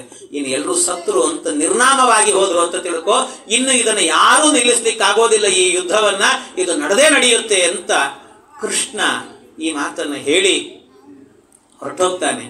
ಇದನ್ನೆಲ್ಲ ನೋಡಿದ ಜನರೆಲ್ಲರೂ ಕೂಡ, ಜನಸಾಗರ ಕೃಷ್ಣನ ಹಿಂದೇನೆ ಹೋದರು. ಒಂದಷ್ಟು ಜನ ಬೇಜಾರು ಮಾಡಿಕೊಂಡ್ರು. ಅಯ್ಯೋ, ಇದೊಂದು ಜಾಗತಿಕ ಯುದ್ಧ ನಡೆಯುತ್ತಲ್ಲ ಅಂತ ಬಹಳ ದುಃಖಪಟ್ಟರು. ಇದು ಬೇಕಿತ್ತು ಕೃಷ್ಣನಿಗೆ, ಏಕೆಂದರೆ ದ್ರೌಪದಿ ದೇವಿಯರಿಗೆ ಮಾತು ಕೊಟ್ಟಿದ್ದ, ಯುದ್ಧ ಮಾಡಿಸ್ತೇನೆ, ಆ ಯುದ್ಧದಲ್ಲಿ ಅನೇಕರ ತಲೆ ಉರುಳುವಂತೆ ಮಾಡುತ್ತೇನೆ ಅಂತ ಕೃಷ್ಣ ಹೇಳಿದ್ದ.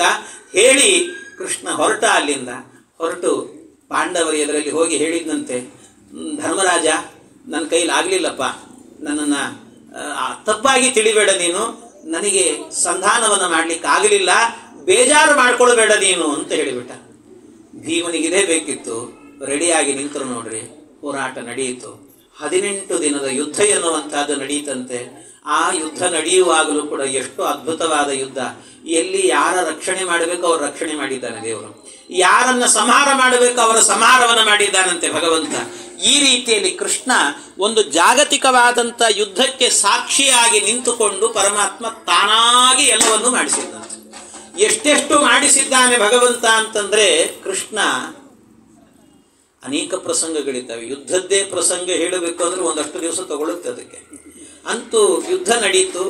ಯುದ್ಧದಲ್ಲಿ ಕೊನೆ ಕಾಲದಲ್ಲಿ ದುರ್ಯೋಧನ ಸಾಯುವ ಕಾಲ ಬರುತ್ತೆ. ಆ ಸಾಯುವ ಕಾಲ ಬಂದಾಗ ಅವನ ತೊಡೆಯನ್ನ ಸೀಳಿ ದುರ್ಯೋಧನನನ್ನ ಭೀಮಸೇನ ಕೊಲ್ತಾನೆ.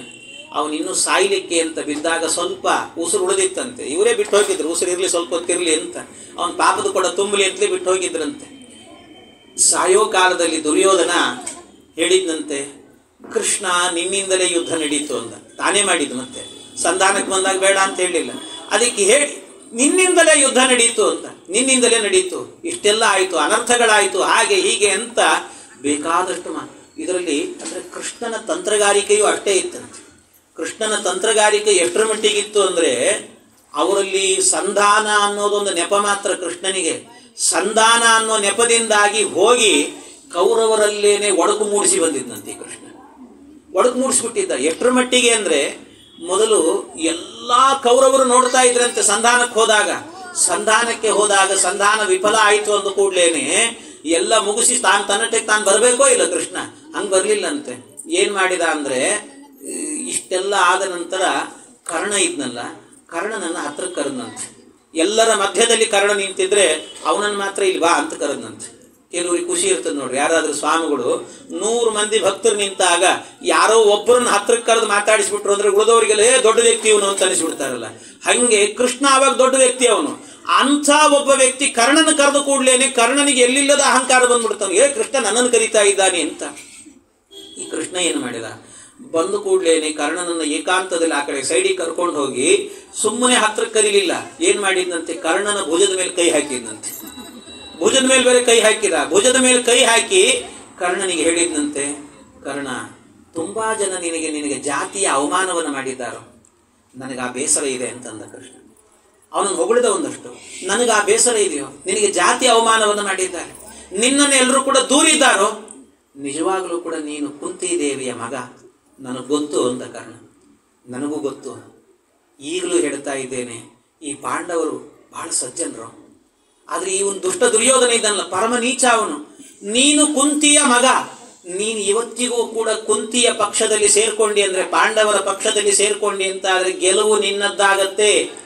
ನೀನೇ ಮುಂದೆ ಏನಾಗ್ತಿ, ಧರ್ಮರಾಜನಿಗಿಂತ ದೊಡ್ಡವನಾದ್ರಿಂದಾಗಿ ನಿನಗೆ ಮತ್ತೆ ನಾನು ಸಂಸ್ಕಾರವನ್ನು ಕೊಟ್ಟು ಈ ಇಡೀ ದೇಶದ ಸಮ್ರಾಟನನ್ನಾಗಿ ಮೆರೆಸ್ತೇನಂತೆ, ಬಂದುಬಿಡು ನೀನು ಪಕ್ಷಕ್ಕೆ ಅಂತಂದಂತೆ. ಕೃಷ್ಣನ ಒಡಕಿನ ಮಾತು ನೋಡಿ ಹೇಗಿದೆ, ಬಂದುಬಿಡು ನೀನು ಪಾಂಡವರ ಪಕ್ಷಕ್ಕೆ ಅಂತಂದ. ಅಷ್ಟು ಮಾತನ್ನು ಹೇಳುವಾಗ ಕರ್ಣನಿಗೂ ಕೂಡ ಮನಸ್ಸು ಕರಗಿ ಹೋಯ್ತಂತ. ಅವನಿಗೆ ಅನಿಸ್ಬಿಡ್ತು, ಒಂದು ಕಡೆಯಲ್ಲಿ ದುರ್ಯೋಧನನ ಬಳಿಯಲ್ಲಿ ಇದ್ದರೂ ಕೂಡ ನಾನು ಪೂರ್ಣ ಮನಸ್ಸಿನಿಂದ ಯುದ್ಧ ಮಾಡಬಾರದು ಅನ್ನೋ ಭಾವ ಬಂದ್ಬಿಡ್ತು ಅವತ್ತೇ ಅವನಿಗೆ. ಆ ಮನಸ್ಸು ಕೊಟ್ಟನಂತೆ ಈ ಕೃಷ್ಣ. ಅವನಿಗೆ ಆ ರೀತಿ ಹೊಗಳಿದ, ಕರ್ಣ ನೀನು ನನ್ನ ಜೊತೆಗೆ ಬಂದ್ಬಿಡು, ನಿನ್ನ ಜೊತೆಗೆ ನಾನಿದ್ದೇನೆ ಅಂತ. ಹಿಂದಿನದ್ದೆಲ್ಲವನ್ನು ಕೂಡ ಮರೆತು ಬಿಡು, ನಾವು ಮರಿತೀವಂತೆ, ನೀನಿನ್ನು ಒಳ್ಳೆಯವನಾಗಬಹುದು, ಜಗತ್ತಿನಲ್ಲಿ ನಿನಗೊಂದು ಕೀರ್ತಿ ಬರುತ್ತದೆ, ಬಂದು ಬಿಡು ನೀನು ಅಂತ ಹೇಳಿದಾಗ ಕರ್ಣ ಒಂದು ಮಾತನ್ನು ಹೇಳ್ತಾನೆ, ಕೃಷ್ಣ ನಿನ್ನ ಮಾತಿಗೆ ಸೋತಿದ್ದೇನೋ ನಾನು ಅಂತ. ನಿನ್ನ ಮಾತಿಗೆ ಸೋತಿದ್ದೇನೆ ಅಂತ ಕೃಷ್ಣನನ್ನು ತಬ್ಬಿಕೊಂಡು ಒಂದು ಮಾತನ್ನು ಹೇಳಿದಂತೆ, ಕೃಷ್ಣ ಆದರೂ ಒಂದು ಮಾತನ್ನು ಹೇಳ್ತೇನೆ ಕೇಳು, ನಾನು ಚಿಕ್ಕ ಕೂಸಾಗಿ ಇದ್ದಾಗ, ನನ್ನ ತಾಯಿ ಕುಂತಿ ಹೌದು, ಆದರೆ ನಾನು ಚಿಕ್ಕ ಕೂಸಾಗಿ ಇದ್ದಾಗ ರಾಧೆ ಇದ್ದಾಳಲ್ಲ, ಸೂತಳು, ಆ ರಾಧೆ ನನ್ನನ್ನು ಬೆಳೆಸಿದ್ದಾಳೆ. ನಾನು ನನ್ನ ಚಿಕ್ಕ ವಯಸ್ಸಿನಲ್ಲಿ ಗಲೀಜು ಮಾಡಿಕೊಂಡಾಗಲೂ ಕೂಡ ನನ್ನ ಎಲ್ಲ ರೀತಿಯಾದಂಥ ಒಳೆಯೋದ್ರಿಂದ ಹಿಡ್ಕೊಂಡು ನನ್ನನ್ನು ಬೆಳೆಸಿ ಬಂದಿದ್ದಾಳೆ, ನನ್ನ ತಾಯಿ ಆಗಿದ್ದಾಳೆ ಅವಳು. ಇವತ್ತು ಅವಳನ್ನು ಬಿಟ್ಟು ಇನ್ನೊಬ್ಬಳನ್ನು ಬಂದು ನನ್ನ ತಾಯಿ ಅಂತ ಹೇಳೋದ್ರೆ ನನಗೆ ಯಾಕೋ ಮನಸ್ಸು ಹೋಗ್ತಾ ಇಲ್ಲ ಕೃಷ್ಣ. ಹಾಗೂ ನಾನು ಬರ್ಬೋದು, ಅವಳನ್ನೂ ಕರ್ಕೊಂಡು ಬಂದ್ಬಿಡ್ಬೋದು ಬೇಕಾದ್ರೆ, ಇಲ್ಲ ಅಂತಂದಿಲ್ಲ. ಆದರೆ ಬಂದೆ ಅಂತ ಆದರೆ ನಾನು ದುರ್ಯೋಧನನಿಗೆ ಒಂದು ಮಾತನ್ನು ಕೊಟ್ಟಿದ್ದೇನೆ. ಏನು ಅಂದರೆ, ದುರ್ಯೋಧನ, ನಾನು ಪಾಂಡವರಿಂದ ರಾಜ್ಯವನ್ನು ಗೆದ್ದು ಅದನ್ನು ನಿನ್ನ ಕೈಗೆ ಒಪ್ಪಿಸ್ತೇನೆ ಅಂತ ಮಾತು ಕೊಟ್ಟಿದ್ದೇನೆ ನಾನು. ಆದ್ದರಿಂದ ಇವತ್ತು ನಾನು ಪಾಂಡವರ ಪಕ್ಷದಲ್ಲಿ ನಿಂತು ಗೆದ್ದರೂ ಕೂಡ ನಾಳೆ ಅದನ್ನು ನಾನು ಮತ್ತೆ ದುರ್ಯೋಧನಿಗೆ ಒಪ್ಪಿಸ್ತೇನೆ. ಆ ಕೆಲಸ ಆಗಬಾರದು. ಗೆಲ್ಲೋದು ಅಂತ ಆದರೆ ಅಕಸ್ಮಾತ್ ಪಾಂಡವರೇ ಗೆಲ್ಲಿ, ಅವರಿಗೆ ಇದ್ದು ಬಿಡಲಿ ರಾಜ್ಯ, ದುರ್ಯೋಧನಿಗೆ ಹೋಗಬಾರ್ದು. ಈ ಮನಸ್ಸು ಬಂತಂತೆ ಅದು ಕರ್ಣನಿಗೆ ಮನಸ್ಸು ಬಂದು ಹೇಳ್ತಾನೆ, ಅದು ದುರ್ಯೋಧನಿಗೆ ಹೋಗಬಾರ್ದು, ಅವ್ರಿಗೆ ಗೆಲ್ಲಬೇಕಾದ್ರೆ. ಯಾಕೆಂದ್ರೆ ಯತ್ರ ಯೋಗೇಶ್ವರ ಕೃಷ್ಣ ಯತ್ರ ಪಾರ್ಥೋ ಧನುರ್ಧರ, ನೀನಿದ್ದೀಯ, ಅರ್ಜುನ ಇದ್ದಾನೆ, ಬಲಾಢ್ಯನಾದ ಭೀಮನಿದ್ದಾನೆ, ಗೆಲುವು ನಿಮ್ಮದೇ ಆಗತ್ತೆ, ಹೋಗು ಕೃಷ್ಣ, ನಾನು ಬರುವುದಿಲ್ಲ ಅಂತ ಅವನ ಮನಸ್ಸಿನಲ್ಲಿ ಈ ಭೇದದ ಭಾವನೆಯನ್ನ ಮೂಡಿಸಿ ಕೃಷ್ಣ ಈ ಕಡೆ ಬಂದ್ಬಿಟ್ಟ. ನನ್ನ ಕೆಲಸ ಆಯಿತು ಅಂತ ಅನ್ಕೊಂಡ ಕೃಷ್ಣ. ಇಷ್ಟು ಅಂದ್ರೆ ಅವನಿಗೆ ಇದ್ದದ್ದೇನು ಅಂತಂದ್ರೆ, ದುರ್ಯೋಧನನಿಗೆ ದೊಡ್ಡ ಬಲ ಅಂತಂದ್ರೆ ಕರ್ಣ ಅನ್ನುವಂಥ ಭಾವ ಇತ್ತು ಅವನಿಗೆ. ಕರ್ಣ ನಿನ್ನ ಪಕ್ಷದಲ್ಲಿ ಇಲ್ಲ ಅನ್ನೋದನ್ನ ಮಾಡಿಸಿಟ್ಟ ಕೃಷ್ಣ. ಇದರ ಜೊತೆಗೆ ಏನು ಮಾಡಿದ, ಅಶ್ವತ್ಥಾಮಾಚಾರ್ಯರನ್ನ ಕೃಷ್ಣ ಕರ್ಣ ಆದ ನಂತರ ಅವನಿಗೊಂದು ಖುಷಿ ಏನು ಅಂದ್ರೆ, ಎಲ್ಲರ ಮಧ್ಯದಲ್ಲಿ ಕೃಷ್ಣ ನನ್ನನ್ನು ಕರೆದು ಮಾತಾಡಿಸಿಬಿಟ್ಟ ಅನ್ನೋದೇ ಒಂದು ಆನಂದ ಆಗಿಬಿಡುತ್ತೆ ಅವನಿಗೆ. ಇಷ್ಟು ಆನಂದವಾಗಿ ಅಶ್ವತ್ಥಾಮಾಚಾರ್ಯನ ಕರೀತಾನೆ. ಮತ್ತೆ ಅಶ್ವತ್ಥಾಮಾಚಾರ್ಯರನ್ನು ಹೀಗೆ ಕರೆದು ಹೇಳಿದಂತೆ, ನೀನೊಬ್ಬ ಬ್ರಾಹ್ಮಣನಾಗಿದ್ದು ಸಜ್ಜನರ ಪಕ್ಷಪಾತಿ ಆಗಬೇಕು, ದುರ್ಜನರ ಕಡೆಗೆ ಯಾಕೆ ಹೋಗ್ತೀನಿ ನೀನು? ನಿಮ್ಮಪ್ಪ ಎಂಥ ಒಳ್ಳೆ ಹೆಸರು, ನಿನಗೋಸ್ಕರವಾಗಿ ಒಂದು ಹಸುದಾನಕ್ಕೋಸ್ಕರವಾಗಿ ನಿಂತುಕೊಂಡು ಎಂತಿಂಥ ಅನರ್ಥಗಳನ್ನು ಮಾಡಿಕೊಂಡ್ರು, ಇಂಥ ಅನರ್ಥ ಬೇಕೇನು? ಸಾವಿರಾರು ಜನರನ್ನ ಕೊಲ್ಲುವಂತ ದೀಕ್ಷೆಯನ್ನ ಯಾಕೆ ತೊಡ್ತೀರಿ ನೀವು? 4 ಜನ ಬದುಕಬೇಕು, 4 ಜನರಿಗೆ ಒಳ್ಳೇದಾಗಬೇಕು ಅಂತ ಮಂತ್ರ ಹೇಳುವ ಬ್ರಾಹ್ಮಣರು ನೀವು. ಯುದ್ಧವನ್ನ ಮಾಡಬೇಕು ಅಂತ ಶಸ್ತ್ರವನ್ನ ಹಿಡಿಬೇಡಿ, ಬ್ರಾಹ್ಮಣರನ್ನ ಜಗತ್ತನ್ನ ಉದ್ಧಾರ ಮಾಡಬೇಕು ಅಂತ ಶಾಸ್ತ್ರವನ್ನ ಹಿಡಿಯಿರಿ ಅಂತಂದ. ಇಷ್ಟು ಹೇಳಿದಾಗ ಅವರಿಗೂ ಅನ್ನಿಸ್ತು, ಹೌದು ಅಂತ ಅನ್ನಿಸುವಾಗಲೂ ಕೂಡ ಅವರಿಗೆ ಆ ಬುದ್ಧಿ ಬರಲಿಲ್ಲ. ಏನೇ ಆಗಲಿ ದುರ್ಯೋಧನನ ಕೈಯಲ್ಲಿ ಒಂದು ಲೋಟ ಹಾಲು ಕುಡಿದಿದ್ದೇನೋ ಕೃಷ್ಣ ಅಂದ. ಒಂದು ಹಾಲು ಕೊಟ್ಟುಬಿಟ್ಟಿದ್ದಾನ ನನ್ನ ಕೈಗೆ, ಕುಡಿದು ಬಿಟ್ಟಿದ್ದೇನೆ, ಅದನ್ನು ಬಿಟ್ಟು ಬರಲಿಕ್ಕೆ ಆಗ್ತಾ ಇಲ್ಲ ಕೃಷ್ಣ. ಮನಸ್ಸಿನಿಂದ ನಿನ್ನ ಕಡೆಗಿದ್ದೇನೆ, ಆದರೆ ಫಿಸಿಕಲಿ ನಾನು ದುರ್ಯೋಧನನ ಕಡೆಗೆ ಇರ್ತೀನಪ್ಪ, ಮೆಂಟಲಿ ನಿನ್ನ ಹತ್ರ ಇರ್ತೇನೆ ಅಂತಂದ. ಈ ಮಾತನ್ನು ಹೇಳಿದ ಕೂಡಲೇ ಕೃಷ್ಣನಿಗೆ ಅನ್ನಿಸ್ತು, ನಿನ್ನಲ್ಲೂ ಒಂದು ಒಡಕು ಮೂಡಿಸಿದೆ ಅಂತ ಅನ್ನಿಸ್ತು. ಹೀಗೆ ಆ ದುರ್ಯೋಧನನ ಬಲ ಏನು, ಎಲ್ಲೆಲ್ಲಿ ಯಾರ್ಯಾರಿದ್ದಾರೆ, ಇಂಥದ್ದನ್ನು ಎಲ್ಲವನ್ನು ಕೂಡ ಒಳಗಿನ ಗುಟ್ಟುಗಳನ್ನೆಲ್ಲ ತಿಳಿದುಕೊಂಡು ಬರಲಿಕ್ಕೋಸ್ಕರವಾಗಿ ಸಂಧಾನ ಅನ್ನೋದನ್ನು ನೆಪ ಮಾಡಿಕೊಂಡಿದ್ದ ಅಷ್ಟೇ ಕೃಷ್ಣ. ಇದನ್ನು ಮಾಡಿಕೊಂಡು ಬಂದು ಕೊನೆಯಲ್ಲಿ ಎಲ್ಲರ ಸಂಹಾರವನ್ನು ಮಾಡಿಸಿದ ಕೃಷ್ಣ. ಎಲ್ಲರೂ ಕೂಡ ನೆಲಕ್ಕುರುಳಿ ಬಿದ್ದರಂತೆ. ನೆಲಕ್ಕುರುಳಿ ಬಿದ್ದಾಗ ಒಬ್ರಿಗೊಬ್ರು ಅವರಲ್ಲೇನೆ, ಕರ್ಣನ ಕಂಡ್ರೆ ಆ ಭೀಷ್ಮನಿಗಾಗಲ್ಲ, ದ್ರೋಣಾಚಾರ್ಯಗಾಗಲ್ಲ. ಅದಕ್ಕೆ ನೋಡ್ರಿ, ಸುಮಾರು 11 ದಿನದ ತನಕಲೂ ಕೂಡ ಕರ್ಣ ಯುದ್ಧಕ್ಕೆ ಬರಲೇ ಇಲ್ಲ. ಯಾಕೆ ಅಂದ್ರೆ ಭೀಷ್ಮಾಚಾರ್ಯರನ್ನ ಸೇನೆದ ಅಧಿಪತಿ ಮಾಡಿಬಿಟ್ರು ಅಂತ ಹೇಳಿಬಿಟ್ಟು ಭೀಷ್ಮಾಚಾರ್ಯ ಇದ್ದಾರೆ, ಅವ್ರಿಗೆ ಏನಾಗತ್ತೆ ತಾಕತ್ತಿಲ್ಲ, ನನ್ನನ್ನು ಮಾಡ್ರಿ ಅಂತ ಇವನು ಕರ್ಣ.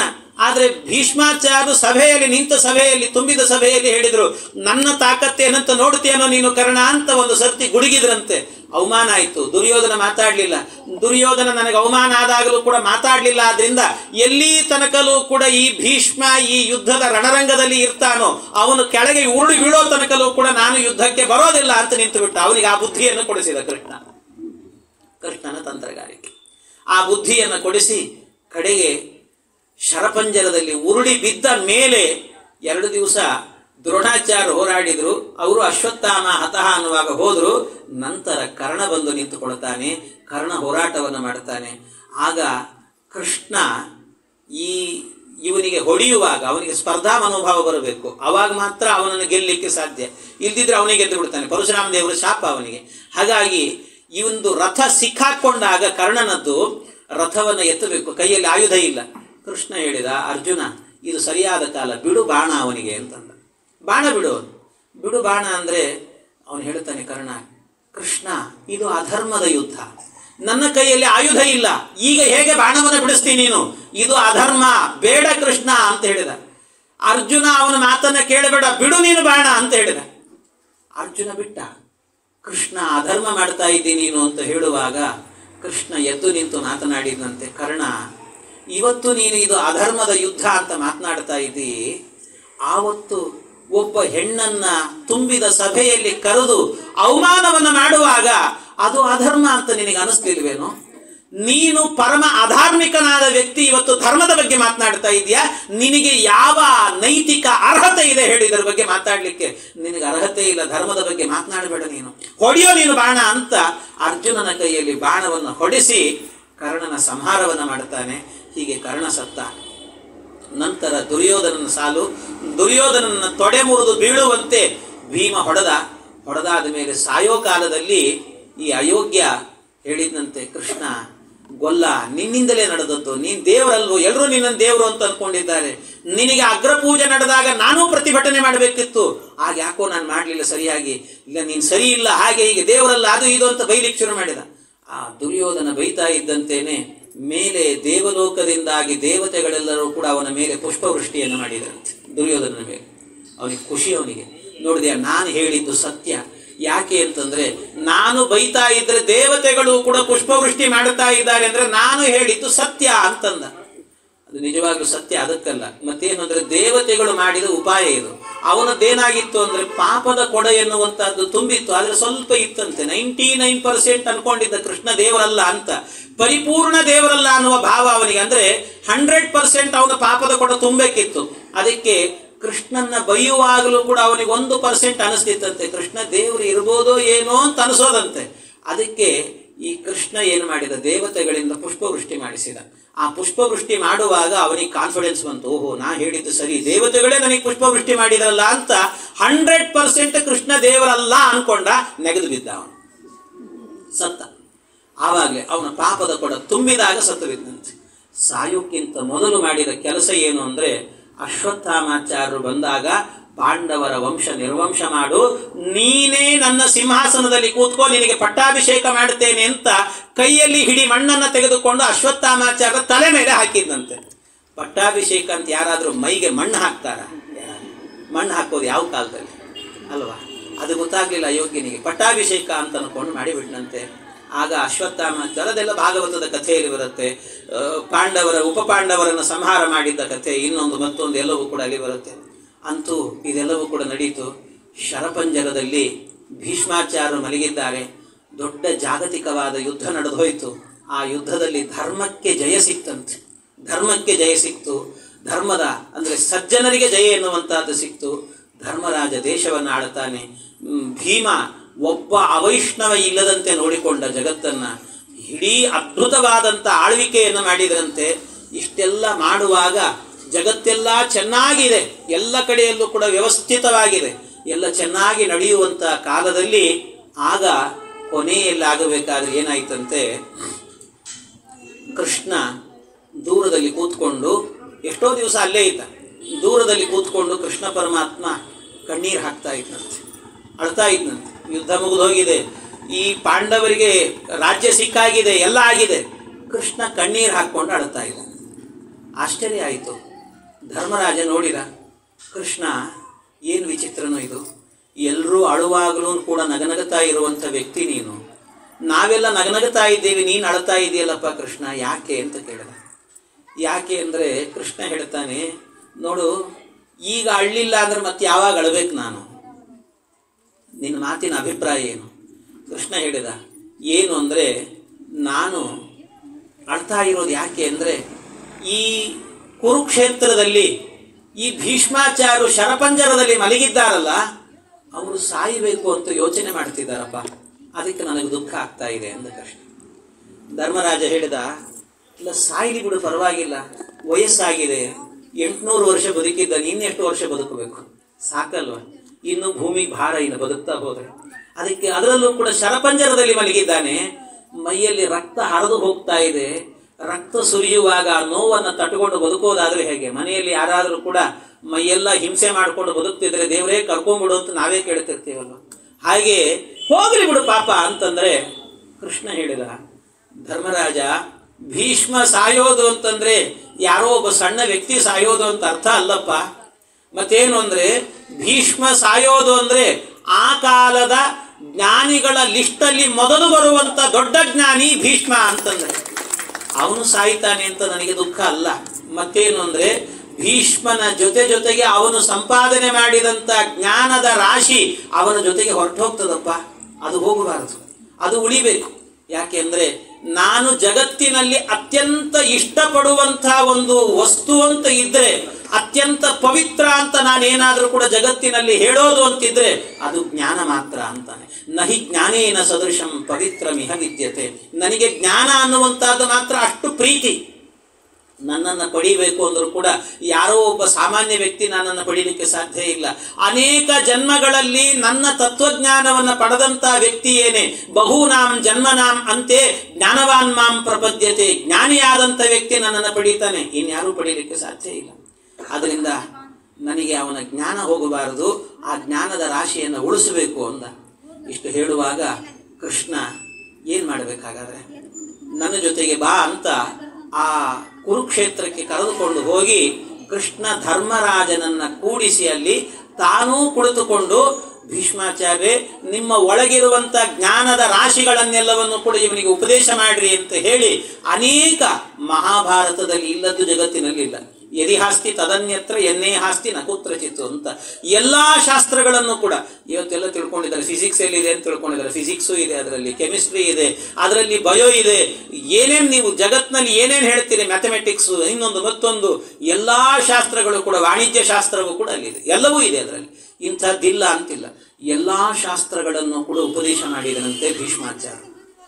ಎಲ್ಲ ಉಪದೇಶ ಆದ ನಂತರ ಕೊನೆ ಒಂದು ಮಾತನ್ನು ಕೇಳ್ತಾನೆ ಧರ್ಮರಾಜ, ಸ್ವಾಮಿ, ಇಷ್ಟು ಧರ್ಮಗಳನ್ನು ಉಪದೇಶ ಮಾಡಿದ್ರಿ, ಜಗತ್ತಿನ ಎಲ್ಲಾ ಧರ್ಮಗಳ ಉಪದೇಶ ಮಾಡಿದ್ದೀರಿ, ಇಷ್ಟು ಧರ್ಮಗಳಲ್ಲೂ ಕೂಡ ಅತ್ಯಂತ ಶ್ರೇಯಸ್ಕರವಾದ ಅತ್ಯಂತ ಶ್ರೇಷ್ಠವಾದ ಧರ್ಮ ಅಂತ ಯಾವುದಿದೆ ಅದನ್ನು ಹೇಳ್ರಿ ನಮಗೆ.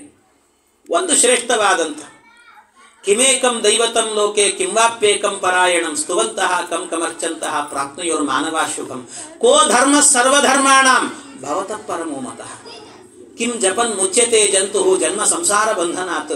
ಈ ಜನ್ಮ ಸಂಸಾರ ಇವುಗಳಿಂದ ಬಂಧನದಿಂದ ಬಿಡಿಸಿಕೊಂಡು ಭಗವಂತನ ಪಾದವನ್ನು ಸೇರುವಂತಹ ಅತ್ಯಂತ ಹಿರಿದಾದ ಧರ್ಮ ಅಂತ ಜಗತ್ತಿನಲ್ಲಿ ಯಾವುದಿದೆ, ಎಲ್ಲಾ ಧರ್ಮಗಳಲ್ಲೂ ಶ್ರೇಷ್ಠವಾದ ಧರ್ಮ ಅದು ಯಾವುದು ಅಂತ ನನಗೆ ಹೇಳು ಅಂತ ಕೇಳಿದಂತೆ. ಆಗ ಭೀಷ್ಮಾಚಾರ್ಯ ಹೇಳ್ತಾರೆ, ಎಲ್ಲಾ ಧರ್ಮಗಳಲ್ಲೂ ಕೂಡ ಹಿರಿದಾದ ಧರ್ಮ ಅಂದ್ರೆ ಅದು ಒಂದೇ ಒಂದು. ಯಾವುದು ಅಂದ್ರೆ ಜಗತ್ಪ್ರಭುಂ ದೇವದೇವಂ ಅನಂತಂ ಪುರುಷೋತ್ತಮಂ ಸ್ತುವನ್ ನಾಮ ಸಹಸ್ರೇಣ ಪುರುಷ ಶತತೋತ್ತಿತಃ. ಜಗತ್ತಿನಲ್ಲಿ ಪ್ರಭು ಅಂತ ಕರೆಸಿಕೊಂಡಂತ ಭಗವಂತ ಇದ್ದಾನಲ್ಲ, ಅವನನ್ನ ಹಾಡಿ ಹೊಗಳುವಂತ ವಿಷ್ಣು ಸಹಸ್ರನಾಮದಿಂದ ಭಗವಂತನಿಗೆ ಅರ್ಚನೆ ಮಾಡುವಂತಹದ್ದೇ ದೊಡ್ಡ ಧರ್ಮ. ಇದಕ್ಕಿಂತಲೂ ಕೂಡ ದೊಡ್ಡ ಧರ್ಮ ಎನ್ನುವಂತಹದ್ದು ಜಗತ್ತಿನಲ್ಲಿ ಇಲ್ಲ, ಇದಕ್ಕಿಂತ ದೊಡ್ಡದಿಲ್ಲ. ಹಾಗಾಗಿ ಇದೇ ಶ್ರೇಷ್ಠವಾದ ಧರ್ಮ ಅಂತ ವಿಷ್ಣು ಸಹಸ್ರನಾಮವನ್ನು ಉಪದೇಶ ಮಾಡ್ತಾನೆ ಭೀಷ್ಮ. ಅದನ್ನೆಲ್ಲವನ್ನು ಕೂಡ ಉಪದೇಶವನ್ನು ಕೇಳಿ ಉದ್ಧಾರ ಆದರು. ಕೊನೆಯಲ್ಲಿ ಭೀಷ್ಮಾಚಾರ್ಯ ಹೊರಟೋದ್ರು. ಇವರೆಲ್ಲರೂ ಕೂಡ ಆನಂದದಿಂದ ಇದ್ದರಂತೆ. ಹೀಗೆ ಅಂತೂ ಯುದ್ಧ ಅನ್ನುವಂತಹದ್ದು ನಡೆದು ಯುದ್ಧದಲ್ಲಿ ಧರ್ಮಕ್ಕೆ ಜಯ ಸಿಕ್ಕು, ಜೊತೆಗೆ ಪಾಂಡವರೆಲ್ಲ ಆನಂದದಿಂದ ಇದ್ದರಂತೆ. ಮುಂದೆ ಏನ್ ನಡೀತು ಅನ್ನುವಂಥ ಕಥೆ ಎಲ್ಲವೂ ಕೂಡ ಇನ್ನು ಮುಂದಿನ ಭಾಗದಲ್ಲಿ, ಅಂದ್ರೆ ಮುಂದಿನ ಭಾಗ ಅಂತ ಹೇಳಿದ್ರೆ ಏನು ನಾಳೆ ಭಾಗವತ ಪುರೋಷ್ಠಪದಿ ಅಂತ ಬರುತ್ತದೆ, ಆ ಕಾಲದಲ್ಲಿ ನಡೆಯುವಂತಹದ್ದು. ಯಾಕೆಂದ್ರೆ ಭಾಗವತದ ಕಥೆ ಅನ್ನುವಂಥದ್ದು ಮುಂದುವರಿಯುತ್ತೆ ಅಲ್ಲಿಂದ. ಹಾಗೆ ಅಂತೂ ಇದೆಲ್ಲವೂ ಕೂಡ ನಡೆದಂಥ ಘಟನೆ. ಇದರಲ್ಲಿ ಅದ್ಭುತವಾದದ್ದು ಅಂದ್ರೆ ಕೃಷ್ಣನ ಒಂದು ಪಾತ್ರವೇನೇ ಒಂದು ಅದ್ಭುತ ಅವನದ್ದು. ಆ ಪಾತ್ರ ಬರೀ ಏನಂತಾರಲ್ಲ ಒಂದು 2-3 ದಿವಸದಲ್ಲಿ ಹೇಳುವಂತಹದ್ದಲ್ಲ. ಮಹಾಭಾರತ ಅಂದ್ರೇನೆ ಒಂದು ಅದ್ಭುತ. ಅದನ್ನ ಕೆಲವು ದಿನದಲ್ಲಿ ಹೇಳುವಂತಹದ್ದು ಅಂತಲ್ಲ. ಆದರೂ ಇದನ್ನ ಸುಮಾರು 17 ದಿನಗಳ ಕಾಲವೂ ಕೂಡ ನಮ್ಮ ಶ್ರೀನಿವಾಸ್ ಪಾಟೀಲ್ ದಂಪತಿಯವರ 25 ವರ್ಷದ ಒಂದು ಮದುವೆಯ ದಿನದ ಕಾರ್ಯಕ್ರಮದಲ್ಲಿ ಅವರಿಗೆ ಅಂದರೆ ಅವರ ಹುಟ್ಟುಹಬ್ಬವೂ ಹೌದು ಶ್ರೀನಿವಾಸ್ ಪಾಟೀಲ್ ಅವರದ್ದು. ಅದರ ಜೊತೆಗೆ ಅವರಿಬ್ಬರ ವಿವಾಹವಾಗಿ ಎಲ್ಲೂ ಕೂಡ ಅಂದರೆ ಒಂದು ದಾಂಪತ್ಯ ಇಷ್ಟು ಚೆನ್ನಾಗಿ ನಡ್ಕೊಂಡು ಬರಬೇಕು ಅಂದರೆ ಅದು ದೈವಾನುಗ್ರಹ ಎನ್ನುವಂಥದ್ದಿರಬೇಕು. ಎಷ್ಟು ಸಾತ್ವಿಕವಾಗಿ ಬದುಕ್ತೇವೋ ಅಷ್ಟು ಚೆನ್ನಾಗಿರುತ್ತೆ ಜೀವನ ಎನ್ನುವಂಥದ್ದು. ಹಾಗೆ ಅವರಿಬ್ಬರ ಜೀವನ ಎನ್ನುವಂಥದ್ದು ಪರಮ ಸಾತ್ವಿಕವಾಗಿ ಇದೆ ಅನ್ನೋದಕ್ಕೆ ಅವರಿಬ್ಬರ ದಾಂಪತ್ಯ ನೋಡಿದರೆ ಅರ್ಥ ಆಗುತ್ತೆ. ಯಾರಾದರೂ ಒಂದು ಸರ್ತಿ ಅವ್ರ ಮನೆಗೆ ಬಂದಾಗ ನೋಡಿದರೆ ಅರ್ಥ ಆಗಿಬಿಡ್ತದೆ.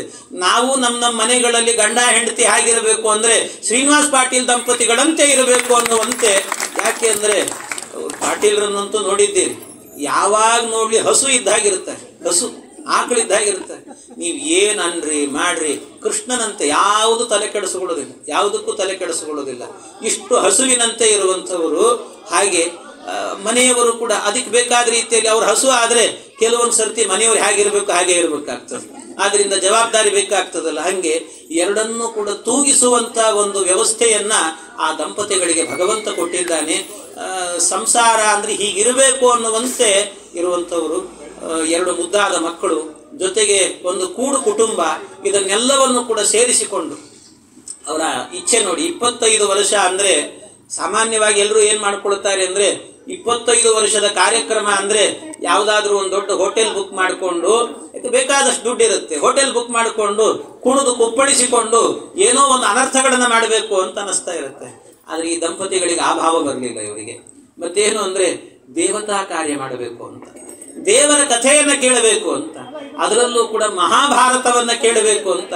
ಮಹಾಭಾರತ ಅನ್ನುವ ಗ್ರಂಥ ಇದೆಯಲ್ಲ, ಇದನ್ನ ಶ್ರವಣ ಮಾಡಿದರೆ ಸಾಕಂತೆ ಜನ್ಮ ಜನ್ಮಾಂತರಕ್ಕೂ ಕೂಡ ನಮಗೆ ಭಗವಂತನ ಅನುಗ್ರಹ ಸಂಪೂರ್ಣವಾಗಿ ಇರುತ್ತೆ ಅಂತ ಹೇಳ್ತಾರೆ. ದೇವರ ಅನುಗ್ರಹ ಯಾಕೆ ಅಂದ್ರೆ ಅದರಲ್ಲಿ ಪಾಂಡವರಿಗೆ ದೇವರ ಅನುಗ್ರಹದಿಂದ ಜಯ ಸಿಕ್ಕಿದೆ ಅಲ್ವಾ. ಹಾಗೆ ಜೀವನದ ಉದ್ದಕ್ಕೂ ಕೂಡ ದೇವರ ಅನುಗ್ರಹದಿಂದಾಗಿ ನಮಗೆ ಜಯ ಎನ್ನುವಂತಹದ್ದು ಸಿಗ್ತಾ ಹೋಗುತ್ತಂತೆ. ಅಂಥ ಅದ್ಭುತವಾದ ಗ್ರಂಥ. ಅದನ್ನ ಈ 17 ದಿವಸದಲ್ಲಿ ಪೂರ್ಣ ಹೇಳಲಿಕ್ಕಾಗಲ್ಲ. ಆದರೂ ಯಥಾಮತಿಯಾಗಿ ಅದನ್ನ ಅಲ್ಲಲ್ಲಿ ಯಾವ ವಿಷಯಗಳನ್ನು ಕೆಲವೊಂದನ್ನು ಹೇಳಲೇಬೇಕು, ಅದನ್ನು ಬಿಡ್ಲಿಕ್ಕಾಗಲ್ಲ. ಅಂತಹದ್ದನ್ನು ಹೇಳುತ್ತಾ ಕೊನೆಯ ದಿನಗಳಲ್ಲಿ ಕೃಷ್ಣನ ಪಾತ್ರ ಚಿತ್ರಗಳನ್ನು ಮಾತ್ರ ಹೆಚ್ಚೆಚ್ಚು ಒತ್ತು ಕೊಡ್ತಾ ಅದನ್ನು ಹೇಳಿದ್ದೇನೆ. ಅದರಿಂದ ಆ ಭಗವಂತ ಪರಮಾತ್ಮ ಪ್ರೀತನಾಗಿ ಆ ಇಬ್ಬರು ದಂಪತಿಗಳಿಗೆ, ಇಬ್ಬರು ಮಕ್ಕಳಿಗೆ, ಅವರ ಇಡೀ ಕುಟುಂಬಕ್ಕೆ ಪರಮಾತ್ಮನ, ಕೃಷ್ಣ, ರುಕ್ಮಿಣಿ ಸತ್ಯಭಾಮ ಸಮೇತ ಶ್ರೀಕೃಷ್ಣನ, ಭಗವಂತನ, ಲಕ್ಷ್ಮೀ ನರಸಿಂಹದೇವರ ಪೂರ್ಣ ಅನುಗ್ರಹ ಎನ್ನುವಂತಹದ್ದು ಆಗಿ ಇದು 25 ವರ್ಷ ನಡೆದಿದೆ. ಇನ್ನೂ 50ನೇ ವರ್ಷದ ಕಾರ್ಯಕ್ರಮ ನಡೀಬೇಕು. ಅದು 17 ದಿವಸ ಅಲ್ಲ, ಇನ್ನೆಷ್ಟು 100 ದಿವಸದ ಕಾರ್ಯಕ್ರಮ ಎನ್ನುವಂತಹದ್ದು ನಡೆಯುವಂತೆ ಆಗಲಿ. ಅದರಿಂದ ಮಹಾಭಾರತದ ಸಂಪೂರ್ಣ ಭಾಗವನ್ನ ಕೇಳುವಂತ ಯೋಗ ಎಲ್ರಿಗೂ ಕೂಡ ಬರಲಿ ಅಂತ ರೀತಿ. ಯಾಕೆಂದ್ರೆ ಅವ್ರು ಮಾಡ್ತಾರೆ, ದೇವರು ನಡೆಸ್ತಾನೆ, ಅದನ್ನ ಅವರಿಂದ ನಡೆಸಲಿ. ಇಂತಹ ಕಾರ್ಯಕ್ರಮವನ್ನ ದೇವರ ಅವರಿಗೆ ಇನ್ನೂ ವಿಶೇಷವಾದ ಶಕ್ತಿಯನ್ನು ಕೊಡ್ಲಿ.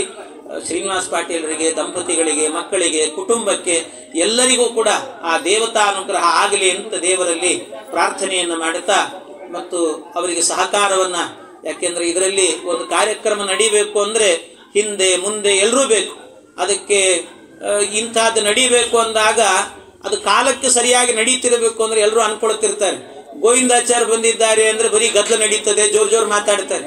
ಅವರು ಜೋರು ಮಾತಾಡೋದ್ರಿಂದಲೇನೆ ಸರಿಯಾಗಿ ಸಮಯಕ್ಕೆ ಸರಿಯಾಗಿ ಕಾರ್ಯಕ್ರಮ ನಡೀತಿರ್ತದೆ.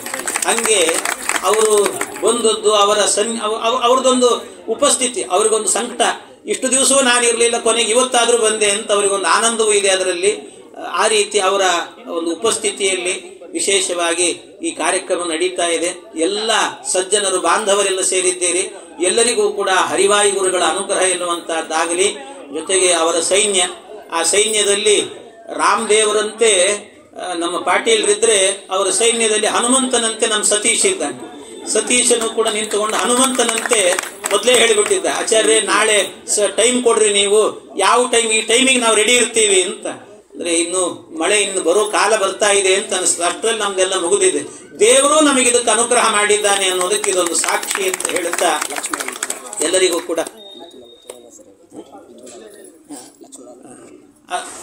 ಈ ರೀತಿ ಎಲ್ಲವೂ ಕೂಡ ಕಾರ್ಯಕ್ರಮ ಎನ್ನುವಂತಹದ್ದು ನಡೆದಿದೆ. ಒಂದು ಹನುಮಂತ ಒಪ್ಪಿದ್ರೆ ಸಾಕಾಗಲ್ಲ, ಅದರ ಜೊತೆಗೆ ಹನುಮಂತ ಇಲ್ಲದೆ ಇದ್ದಾಗಲೂ ಕೂಡ ಕೆಲವೊಮ್ಮೆ ಜೊತೆಗೇ ಇದ್ದವನು ಯಾರು ಅಂತಂದ್ರೆ ಲಕ್ಷ್ಮಣ. ಆ ಲಕ್ಷ್ಮಣನಂತೆ ಮತ್ತೊಬ್ಬ ಮಿಥುನನು ಕೂಡ ಸೇರಿಕೊಂಡು ಈ ಕಾರ್ಯಕ್ರಮದಲ್ಲಿ ಅಚ್ಚುಕಟ್ಟಾಗಿ ನಡೆಯುವಂತೆ. ಉಳಿದವರೆಲ್ಲರೂ ಕೂಡ ಕಪಿ ಸೈನ್ಯ ಇದ್ದ ಹಾಗೆ, ಎಲ್ಲರೂ ಕೂಡ ಒಬ್ಬೊಬ್ಬರು ಸುಗ್ರೀವ ಒಬ್ಬ ಆಗ್ತಾನೆ, ಒಬ್ಬ ಅಂಗದ ಆಗ್ತಾನೆ, ಹಿಂಗೆ ಒಬ್ಬೊಬ್ರು ಇದ್ದಾರೆ. ಎಲ್ಲರೂ ಕೂಡ ಮತ್ತು ಕಪಿ ಅಂತ ಬೈದೀನಿ ಅಂತ ತಿಳ್ಕೊಬೇಡ್ರಿ, ಎಲ್ಲರೂ ಕೂಡ ರಾಮನ ಭಕ್ತರು ಅಂತ ಅರ್ಥ. ಹಾಗೆ ಎಲ್ಲರೂ ನಿಂತು ಈ ಕಾರ್ಯಕ್ರಮವನ್ನು ಯಶಸ್ವಿಗೊಳಿಸ್ತಾ ಇದ್ದಾರೆ. ಅದರ ಹಿಂದೆ ಎಲ್ಲರೂ ನಿಂತಿದ್ದಾರೆ. ಅದರ ಜೊತೆಗೆ ನಮ್ಮ ಪ್ರೀತಿಯ ಶಿಷ್ಯನಾದಂಥ ಜಯತೀರ್ಥನೂ ಕೂಡ ಅದರಲ್ಲಿದ್ದಾನೆ ಅನ್ನುವಂಥದ್ದು ಸಂತೋಷದ ಸಂಗತಿ. ಎಲ್ಲರಿಗೂ ಕೂಡ ಆ ಹರಿವಾಯು ಗುರುಗಳ ಅನುಗ್ರಹ ಎನ್ನುವುದಾಗಲಿ, ಭಕ್ತರಿಗೆಲ್ಲರಿಗೂ ಕೂಡ ಭಗವಂತನ ಅನುಗ್ರಹ ಆಗಲಿ ಅಂತ ದೇವರಲ್ಲಿ ಪ್ರಾರ್ಥನೆಯನ್ನು ಮಾಡುತ್ತಾ, ನನ್ನ ಈ ಇಷ್ಟು ದಿನಗಳ ಉಪನ್ಯಾಸದಲ್ಲಿ ಏನಾದರೂ ಒಳ್ಳೆಯ ವಿಷಯಗಳು ಅಂತ ಬಂದಿದ್ದರೆ ಅದೆಲ್ಲವೂ ಕೂಡ ನಮ್ಮ ಗುರುಗಳಾದಂಥ ಪರಮ ಪೂಜ್ಯ ಪೇಜಾವರ ಶ್ರೀ ವಿಶ್ವೇಶತೀರ್ಥ ಶ್ರೀಪಾದಂಗಳವರ ಅನುಗ್ರಹ, ಅವರ ಕಾರುಣ್ಯ ತಪ್ಪಿದ್ದಲ್ಲಿ ಅದು ನನ್ನದ್ದು ಅಂತ ಹೇಳ್ತಾ, ಜೊತೆಗೆ ಇನ್ನೊಂದು ಮಾತನ್ನು ಹೇಳಬೇಕು. ಏನಂದ್ರೆ ಅನೇಕರು ಇಲ್ಲೆಲ್ಲ ಬೆಳಗಾಂಕರವರು ಮತ್ತು ನಮ್ಮ ಗೋವಿಂದಾಚಾರ್ಯ ಮಾವಂದರು ಮತ್ತು ವಿಷ್ಣು ತೀರ್ಥವರು, ಗೋಪಾಲಾಚಾರ್ಯರು, ಇವತ್ತು ಸುಧೀಂದ್ರ ಅವರು ಬಂದಿಲ್ಲ. ಅವರೆಲ್ಲ ಉತ್ಸಾಹ ಕೊಡೋರು ನಮಗೆ. ಆಚಾರ್ಯ ಇದು ಚೆನ್ನಾಗಿತ್ತು, ಈ ವಿಷಯ ಚೆನ್ನಾಗಿತ್ತು ಅಂತ. ಆ ಉತ್ಸಾಹದಿಂದ ಇನ್ನೂ ಹೆಚ್ಚಿನ ವಿಷಯ ಹೇಳುವಂಥ ರೀತಿ ನಮಗೆ ಉತ್ಸಾಹ ಬರ್ತಿತ್ತು. ಅದರಿಂದ ಅವರಿಗೂ ಕೂಡ ವಿಶೇಷ ಅನುಗ್ರಹವನ್ನು ಪ್ರಾರ್ಥನೆ ಮಾಡುತ್ತಾ ಶ್ರೀಕೃಷ್ಣ ಅರ್ಪಣಮಸ್ತು.